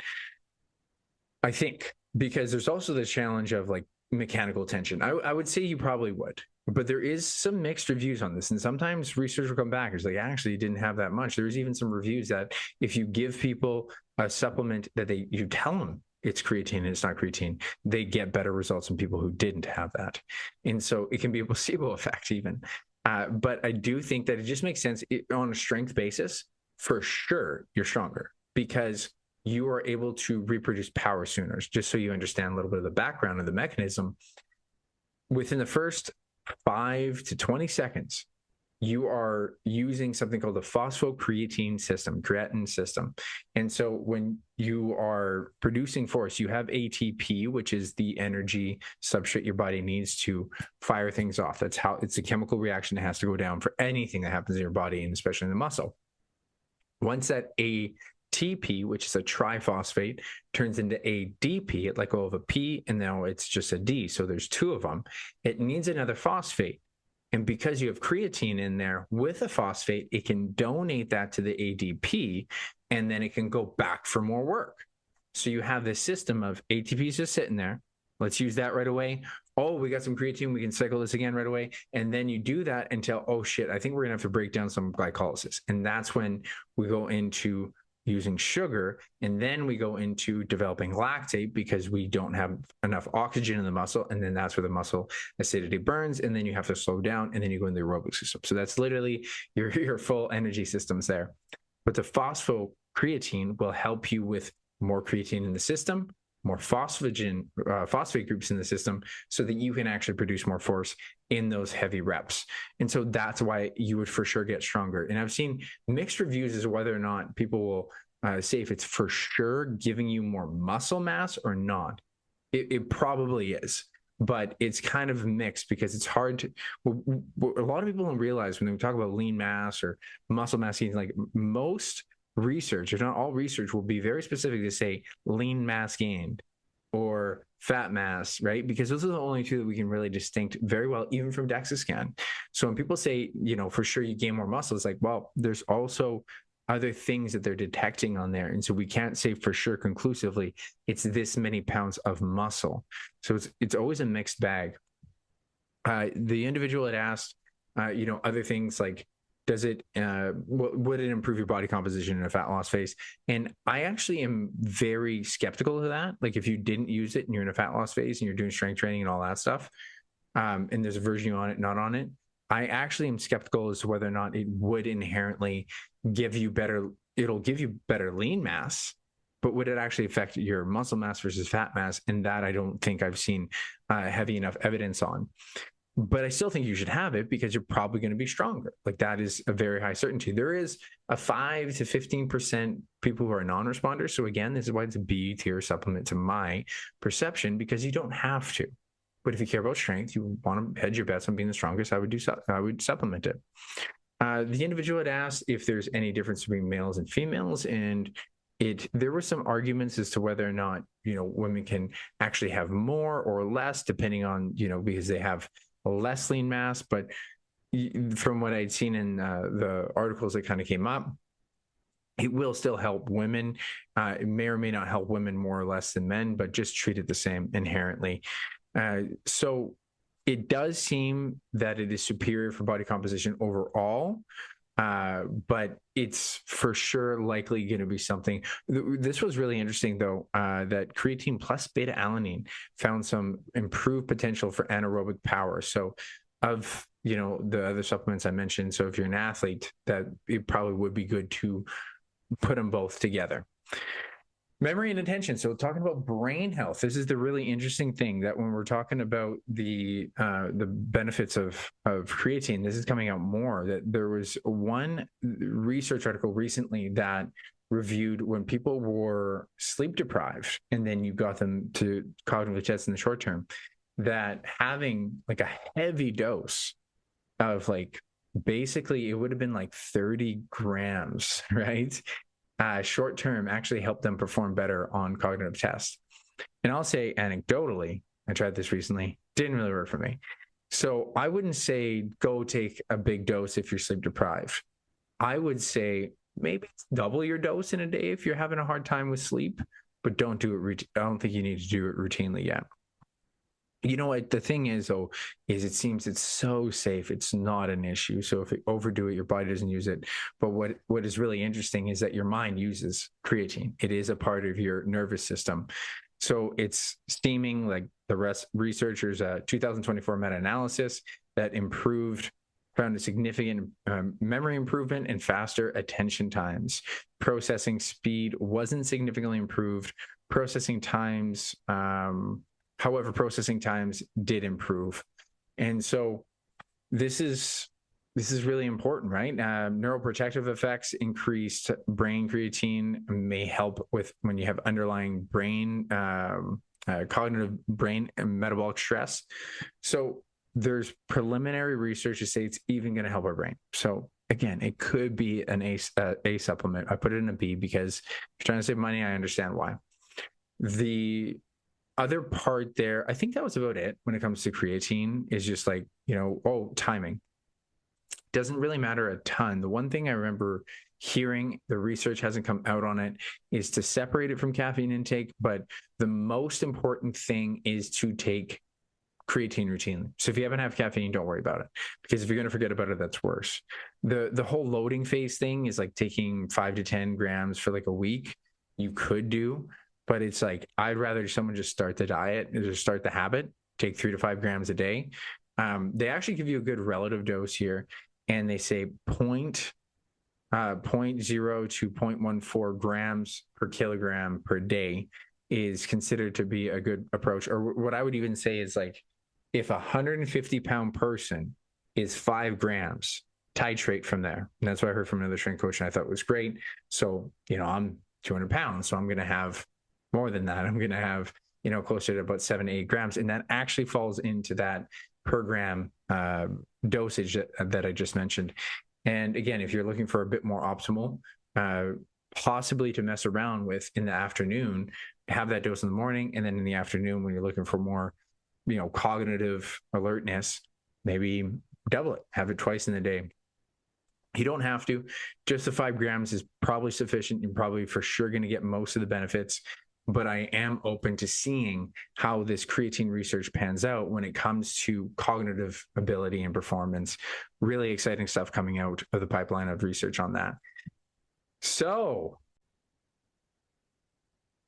that was a long rant. There was a lot there. I thought these were really fun sentiments and ideas to discuss about the gym. And I hope I gave some good feedback, and I tried to give some perspective from both sides, obviously, except for not putting away your weights.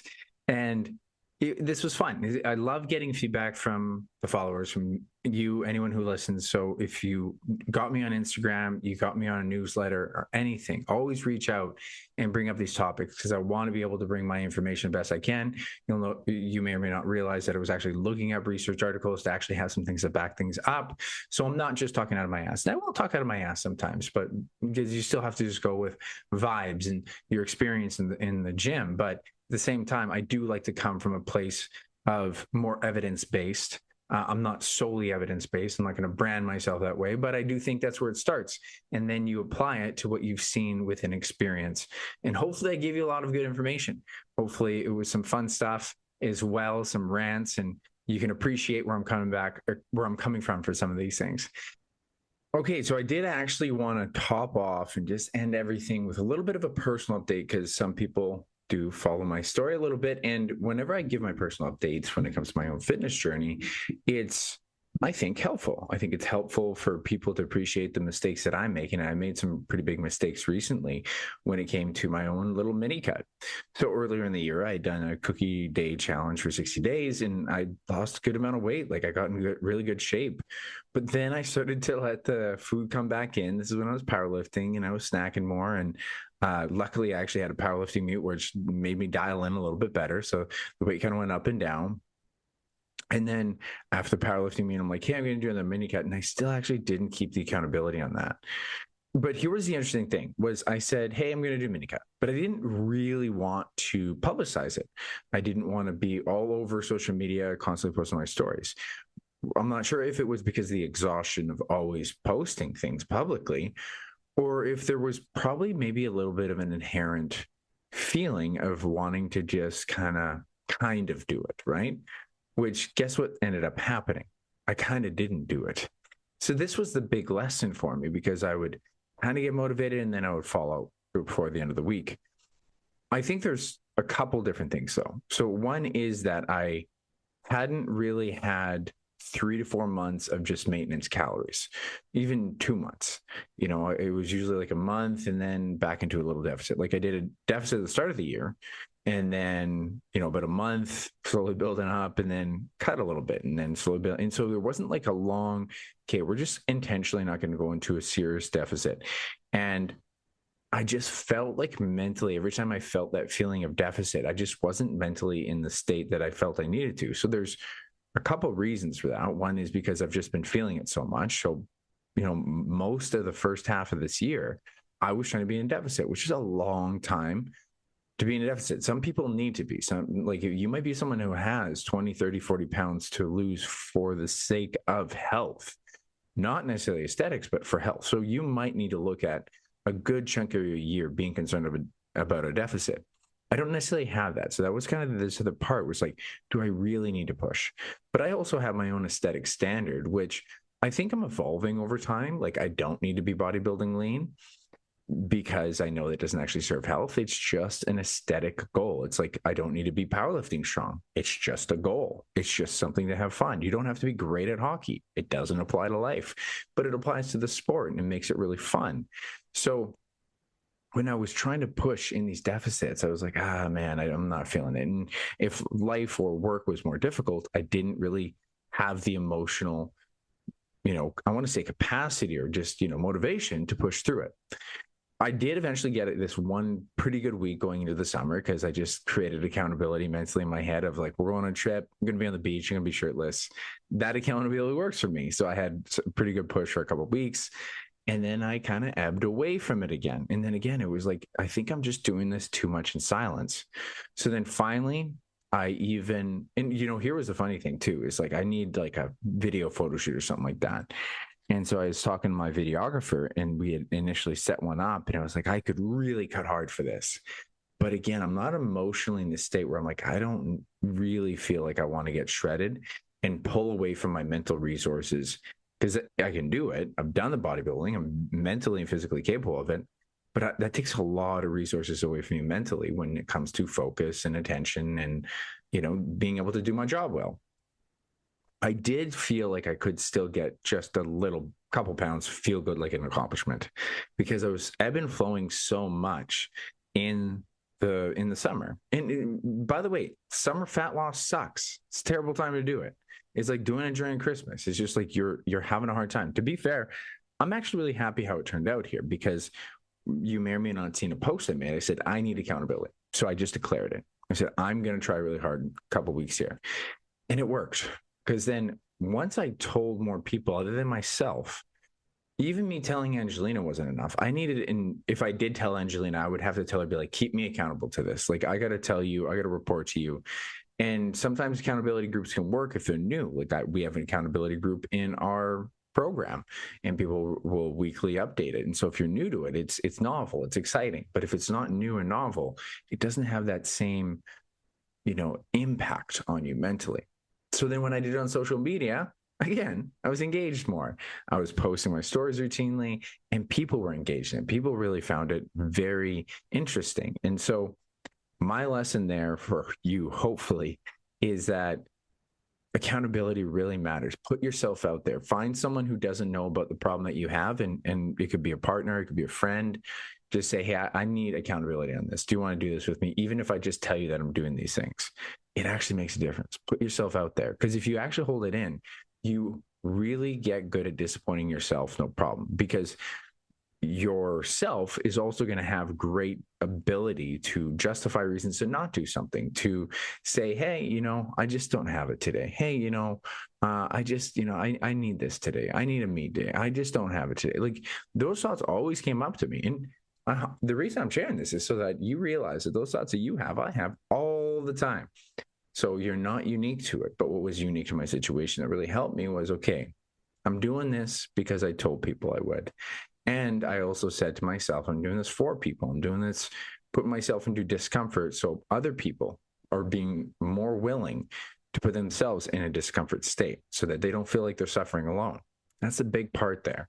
So me sharing it, my stories, me sharing it with someone else was like, hey, you're not in this alone. And that's the way I was declaring it. And that's why I recommend you find an accountability partner that'll help you not feel alone in it. If you're going to just continue to try to do your fat loss journey on your own and you just happen to not be able to or willing to hire a coach, it's going to be really tough. Some people can do it, but it's a very small percentage. But to do the whole thing alone, like you're going to need friends and family to support you along the way. So at least lean on them. So at least tell them I'm doing this, so they're not, shoving cookies and stuff like that in your face and saying, okay, I know that you're trying to work on this. So if I'm not going to throw these around, I'm not going to have fast food around. I'm going to hide my treats from you and stuff like that, especially if it's a partner that likes to bring home food like that. So it's super important that you consider accountability and support in these things. And it made a big difference for me. It was just 2 weeks. That's all I needed. And honestly, I think that's where most people should start with most challenges. 2 weeks can turn into two more weeks. Hey, you did a month. Hey, you did a month. Let's do 2 months. Let's do 3 months. Let's do 4. But start with 2. I even had a client who worked really well at about 1 to 2 weeks more, I won't say aggressive, but highly accountable. And he was just, this is known as just kind of like a intermittent diet break. So you go about 2 weeks hard, 2 weeks kind of mild, do maintenance calories, 2 weeks hard, and not hard so that you're starving, by the way, just ruthless accountability. So like you even go through the weekends, you sacrifice your weekends a little more, but that puts together 2 pounds of body fat pretty quick if you're really accountable to your calories. So 2 pounds there, and it's like better because you're getting for sure 2 pounds within the 2 weeks. And ideally you stick to your maintenance calories for 2 weeks. So you don't put on more body fat in the process rather than almost getting a pound per week. And you maybe get a quarter pound, because you're not getting enough deficit days. You probably didn't even get the full quarter pound of body fat off that week. You would still end up at, 2 pounds down. But I would say that very certain 2 weeks at maintenance could really help someone depending on their lifestyle. Because if you just don't feel like continuous deficits are your style, then I really recommend that you think about trying to find a nice ebb and flow where you can challenge it. So I was happy I put that in. And now I'm feeling really good about going into maintenance because I wasn't bad. I just wanted to feel like I accomplished getting a little leaner, closer, and I didn't have a specific weight goal. It was actually more about just duration and feel. I look in the mirror, I feel good. And I was fine before, but I just have a bit of a different standard. And so now I'm going to aim to have maintenance as much as I can. I want to maintain my weight the best I can in a slow recomposition, meaning more so just a very, very slow build, not expecting to lose body fat. And I will actually say, I do think, although the ebbs and flow that I did in the last, throughout the spring and everything, because I build and then cut, build and cut, I do think that I ended up recomping. I do think I built some good muscle and lost some body fat because it's like such a slow fat loss process, but it also allows your body some opportunity to build. I don't necessarily recommend a yo-yo diet in order to get there, but I do feel like I built some muscle just based on what I see and what I've even had people say. I think a slow build works better. So a slow build in this situation is where I would go from having, on average, a slight deficit, a couple maintenance days a week, to on average, having closer to maintenance calories. But I even like the ebb and flow model I've talked about before, where it's a slight calorie deficit for about 4 or 5 days. And then if you do have slight surpluses over the weekend, it inherently balances out significantly better. And the slight deficit should be about 200 calories, or I would say 10% of your maintenance calories off. A good deficit is about 20 to 25% off your maintenance calories. So if you're less than that, it might not be such a deficit that you're still building muscle when you're doing a strength training session, just not as much. And then over the weekend, I actually train so that I'm getting both the hypertrophy stimulus, the muscle building stimulus, and I'm in slightly higher calories. So it would actually help. And I did that a lot last year for the most part. So it's a way that I find that I can stay leaner. I still probably will slowly put on body fat over time, but my hope is that I don't see more than, I wouldn't even say want to see half a pound per week. I'd like to see less. We'll see, because I just started. And this is the other thing. I got to be accountable to tracking my weight, very routinely, even in the maintenance period here. Now, I'm not going like balls to the wall. I really love the total bodies that I've been doing. Ever since I did powerlifting, I've been so much more about, you're a bit sore, but then you recover and feeling recovered to go do my training, not just, always beat up, which you do get used to being when you're in a building phase, when you're just a bodybuilder. Like, you can perform sore, but if you're a powerlifter, it's harder to perform sore. And I'm also kind of getting not totally away from the bodybuilding, but I want to get back into some sport. I want to get back into boxing more. I'd love to get my cardio back up. And I have been since the powerlifting. My cardio is way better. I've been hitting the bag and it's been feeling good to do that movement. It's just, there's something about certain movements in sports where it just feels good to do. Like, you just know that you're pretty good at it. And it's like how I think a guitarist feels when they pick up a guitar. A piano player will just play on the keyboard. I can just play on a heavy bag. And I really do miss the sport. So I'm hoping to get my conditioning up so I can get a little bit of sparring in. And at the same time, I still want to maintain my power lifts. I still want to do another powerlifting thing, at least one more. I don't know how long it'll be before I do another bodybuilding show, but I think more of the competitive athletics is what I'm more interested in, more powerlifting or just doing some boxing. I'm more interested right now. And the other major thing, and I'm pretty sure I've talked about it on here before, just recently, is that I just need to focus on the mobility aspect. And that's what I need to really lean against. Now, been envisioning this. I've been just going with comfort. This is the fun part about the spring, is I didn't put a lot of pressure. Spring and summers, I didn't put a lot of pressure on myself to be like, I have to go towards this goal. It's actually mostly just trying to maintain power and kind of maybe get a build stimulus. So those things are inherently pretty natural and easy to me. So because of that, I was still tracking weights, but not crazy aggressive. I was still on a pretty consistent split, but I wasn't like, I'm definitely building towards this thing, which actually made me miss it. I miss the powerlifting. Like, I have this event, even bodybuilding, like I have that photo shoot or that bodybuilding show to work towards. I missed having the event mindset, or like almost the amount of restriction and the necessity around getting your lifts in and working towards a goal. I was working towards a goal. I was just being healthy. And I still am currently kind of in that mindset, especially now that we're currently in harvest, my dad, so I'm helping out the farm. So I don't have time to say, this is the most important thing. When I am training towards that, it takes such a mental high priority for me. And I wanted to ease off that while I'm focused on more work. And going into the fall here, it's going to be even more challenging because school's coming up. So the thing is, though, I do need to really lean into this discomfort. I'm fully honest on this.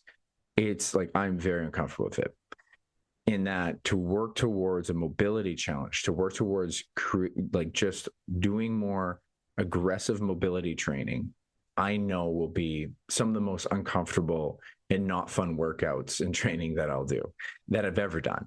It's almost like, and I want to compare it to this, like, I'm a powerlifting bodybuilding guy. It's like me doing a yoga challenge. Like, I'm not saying that's what I'm doing, but it's kind of like that, in that I don't have a ton of interest, but I know a ton of value that comes from it. And there's, two really good reasons to do this. One, for sure, is that I'm going to get better mobility and learn how to teach others to do better mobility. So this will make me a better coach in the long run. And I had already done this in the past, as you may or may not have heard or remember, that I had done the Kin Stretch program with Beard the Best You Can Be on the Instagram. His program was great, and it taught me some mobility training I already do with my clients. He taught me how to do the PNF crack method of contract, antagonist contract method, and it's been huge to help me and my clients. So I know it's more of that, but I want to commit even deeper, because I still only gave so much time through the week. So I want to give like hours to this. But that's why I've been putting it off, because it's hours of stuff that I know is going to be painful and not enjoy. But if I can at least get a better range of motion in my splits, both forward and side, if I can, improve the range of motion of my shoulders, if I can do those two things, I do feel like, again, not only does it help my clients, and not only does it actually help me possibly improve my knee health, which, 6 different therapists have not been able to fix it. help a lot. All the coaches, Jim Gogan, Nada, like all these coaches helped it a little bit, but no one solved it. So my thought is let's get a big range of motion, get it strong. And that's my solution right now, because that's limiting me for everything. That limits me for going back into boxing. I was in the bag yesterday, driving in and out, didn't feel good. It limits me for powerlifting because every time I want to go powerlifting and I'm trying to do my squats, I have to work around it. And it limits me even for bodybuilding to a degree. Bodybuilding is the one that I could do the easiest without it, but like certain cardios just do not feel good on it. And I'm too young to, I'm just not the person to believe that I have to live with an injury. It doesn't even matter my age. I just don't believe I have to live with an injury unless it is a permanent damage situation like my labrum that I've had surgery on. It won't ever be 100% again unless there's some sort of a medical surgery that's come out through AI intelligence, which is possible. But I don't believe that's going to ever come back to 100%, but it can come back to like 90, 99. It actually feels great now. It's still kind of there, but it's way better. And that's kind of what I want for my knee. And so there's a lot of benefits to me leading into this. The challenge for me is going to be that I still want to maintain my power. I still want to maintain my ability to not lose all the work I've put in towards these heavy lifts. And I still kind of want to have a slow build. So I've been kind of juggling thoughts. How can I hit all these at once? And you're not going to be good at anything if you juggle too many things at once. So going into the fall, I wanted to start doing it already, but I just didn't commit time to figuring out the training plan. And now that we're in harvest, it's just not a good idea. I actually really like that I didn't, because I just don't prioritize my workouts to be on a specific schedule when I'm going to be in the field. What I do in the field, I actually love using that time for banded bodyweight workouts. So you'll probably see those on my Instagram within the next couple of weeks here, anytime that it kind of works out, because I like to be able to just help my dad and get my workout in. And it works very well. And I've really designed some great bodyweight and band workouts that give me awesome lifts within a very short window, by the way, especially using the rest pause technique and everything. And I get my clients to use these same techniques. So I'll be able to make more content, show people more about how they can use bodyweight routines. So I'm really pumped about that. So I am thinking about this in the fall. I had this really inspiring idea. I want to say this first. I need to lean into this. And this sometimes you hear a quote and it just hits you. And it was because, part of me was thinking, well, maybe I don't need to do this, right? It's just that the voice of resistance that we talk about, the voice that tells you to not do the thing that you should do that's actually better for you. The voice of resistance came in and he said, well, you got a nice split now. Your knees, and to be honest, my knee is actually better than it usually was in the past, even during the powerlifting prep, where I have a nice split. I've been doing more adductor work. You hear me talk about this and interview people a lot about adductor strength, and it's been making a big difference. I think that was something that even some of my coaches like Nada and Jim Gogan both told me I should be doing more of, and I would always slack on. So I've been doing more of that, and I think that's been helping. And then just the balance of different ways of looking for a big range of motion. So I've been getting better. So I was like, oh, maybe I don't need to do it. And then I'm like, but you're really not improving the range of motion that you need to. And I heard someone say something really well. It said, be careful what you get good at. And I was like, oh man, that's so true, because I am good at this. I'm good at powerlifting. I'm good at like figuring out how to build muscle, but I'm literally getting my body good at moving in the ways that I'm comfortable moving. So that's literally what I'm doing. I'm just reinforcing the problem behavior of whatever is there within the knee. I'm literally being okay. If I'm going to just skip that, I'm going to get good at doing the thing that doesn't help my knee, doesn't help my long-term goals. And so what do you want to get good at? Get good at the thing that you're not good at that will help you in the long run. I just love that quote. And I think it's something to really resonate with is, what are you trying to get good at? And be careful what you're good at. Because if you're good at avoiding work, you're good at avoiding the thing that's going to help you. That's in the head is going to be negative. So what are you trying to get good at? So with that being said, too, going into the fall here, and full transparency, this hit me a lot in the last week, because I found myself very busy in the last week or so. I want to say crazy busy, but just like there was a couple of weeks where I was just, work was a nice steady flow, wasn't too busy, and I'm like, it's all going to ramp up. I have more boxing classes, I got more clients signed up, and then in the fall I got school that's going to take 10 to 20 hours a week. And this, like, as I get closer and even like getting the school stuff prepped and all this stuff and trying to manage everything with my business, fear started to set in. And even saying it out loud of being scared of something, I thought was really important. It was like, no, yeah, you're scared. That's okay. And to be really afraid of it, that's okay. And then that voice of, well, maybe we don't need to do the mobility thing. And to be fair, I don't know when I'm going to do it exactly, but it'll very likely be in September. I do believe that I need to ease myself into the process of what school requirements are, and to try to ask myself to do a whole nother thing of training that's going to be, I don't know how much time, might not be the smartest right off the bat, but there's no doubt that I need to lean into it. And another ambitious voice that I'll say, my voice of ambition, came in and said, what if you could do it all? Even when it came to hockey, I wanted to not do hockey this year. It was very close to me just saying, hey, I'll be a spare, but I don't. And I share that. I only do 50% of the games with the team. And I was really about to say no. I said to Angelina, no, it's not a good time. And I slept on it one day. I'm like, no, it does not feel right. I would rather say yes. And then I can say no to any games that I want, but I'm going to miss it. And so I said yes to that. And this inspiring idea of, like, what if you could do it all? What if you could manage your business? You can do your schoolwork, and you are leaning into the training and the new mobility program that makes you super uncomfortable. Wouldn't that just be a sweet journey? And that felt great. That felt great to give myself that permission to believe in myself to do it. And so I'm really excited for it. I am going to lean into that discomfort. I am going to go after this new mobility challenge here in the fall. When exactly, I'm not 100% sure. I do think I want to give myself about a 2-week grace, because there's new work lining up, there's new programs lining up. So I know there's going to be a ton on my plate.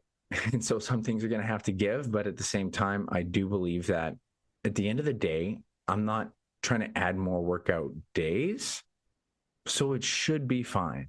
It's actually my same workout time slots. As long as I can allocate the same time slots, it should work out.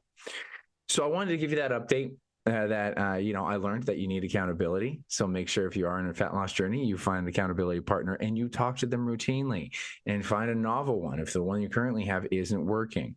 And if you do have a discomfort around training or nutrition, know that that is good. Be careful what you're getting good at right now. If you're getting good at avoiding it, that's a problem. You want to lean into that discomfort. You want to lean into the thing that's going to make you become a better person that you want to become. The other main thing I want to actually mention, or while I got you on here, and that is that there's a really exciting thing coming on in the RQTM program for the fall. So we're doing a bit of a different transformation challenge this year.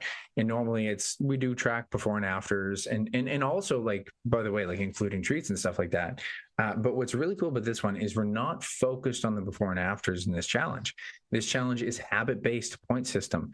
So it's going to be a really cool, unique way where we're going to be tracking to see how many points you can get. And the points can be like, hey, are you showing up for your workouts? Are you showing up and doing your consistent nutrition? And if you just did those two things and you're keeping accountable to it, you're checking in, you're doing these things, you're collecting points. Instead of worrying about, hey, is that skill moving? Oh, I'm not going to do good on this transformation challenge because the weight's not going down, or I don't look good in the mirror yet. And if you're not worried about those things, you're just worried about accumulating points, well, the mirror is going to change, right? The weight's going to change. And you actually stay focused and you feel excited about putting in these habits, because you're immediately getting gratified by realizing I did the thing I needed to do. And sometimes that gets lost, right? Because you get so focused on that scale, and sometimes the scale doesn't move. Maybe you're recomping, maybe you're gaining weight or not losing weight because you're losing body fat and muscle, or body fat and gaining muscle at the same time. So it's not going to change. And then sometimes the mirror doesn't change. And then all of a sudden, 2 weeks later, you're like, wait, I look way leaner. But you have to wait, and that it takes patience in the process. So this challenge is going to be different. And we're even going to have teams in it. We're going to have teams where you can work with, depending on how many people are in the groups, anywhere from 2 to 4 people, and you're going to support one another, and you can win many challenges along the way. So every month we're going to be giving out challenges to the best team. And then at the end of it, the best team is actually going to win a prize, and the best individual person is going to win prizes, actually cash. We've got gift cards and cash up for grabs in this one. It's a full 12-week challenge. And so just think about what could happen there. You don't have to focus on the mirror. You don't have to focus on the weight. It's going to change because you get to be very motivated on just repeat the habits for 12 weeks. It's going to go from September 1st all the way to November 23rd, so right before Christmas, which is great, right? Then you can go into a nice reverse diet after, but it's a great way to get motivated this fall. I'm really excited. We haven't done something like this before. So if you're interested in the habit challenge, I want you to message me on social media or on my newsletter, any way you can get a hold of me, and just say habits, and I will give you all the info, give you all the details, and we'll get you going. But we do need to sign you up for it before September 1st, because that's when we kick things off. So don't hesitate to reach out if you're interested in that. But as always, remember to like, subscribe, all those other CTAs I got to tell you to do. And I genuinely really do ask if you can share this podcast with someone. It helps a lot because it helps me grow, helps me get out to more people to help more people just like yourself. But I definitely got to always thank you for staying on here this long because, man, today was a long rant. And I hope it helped you. I hope it helps you see the gym and nutrition in a different perspective to help you go after your own ambition. Because life is not about the pursuit of happiness, but rather the happiness within your pursuit. And I'll catch you next time.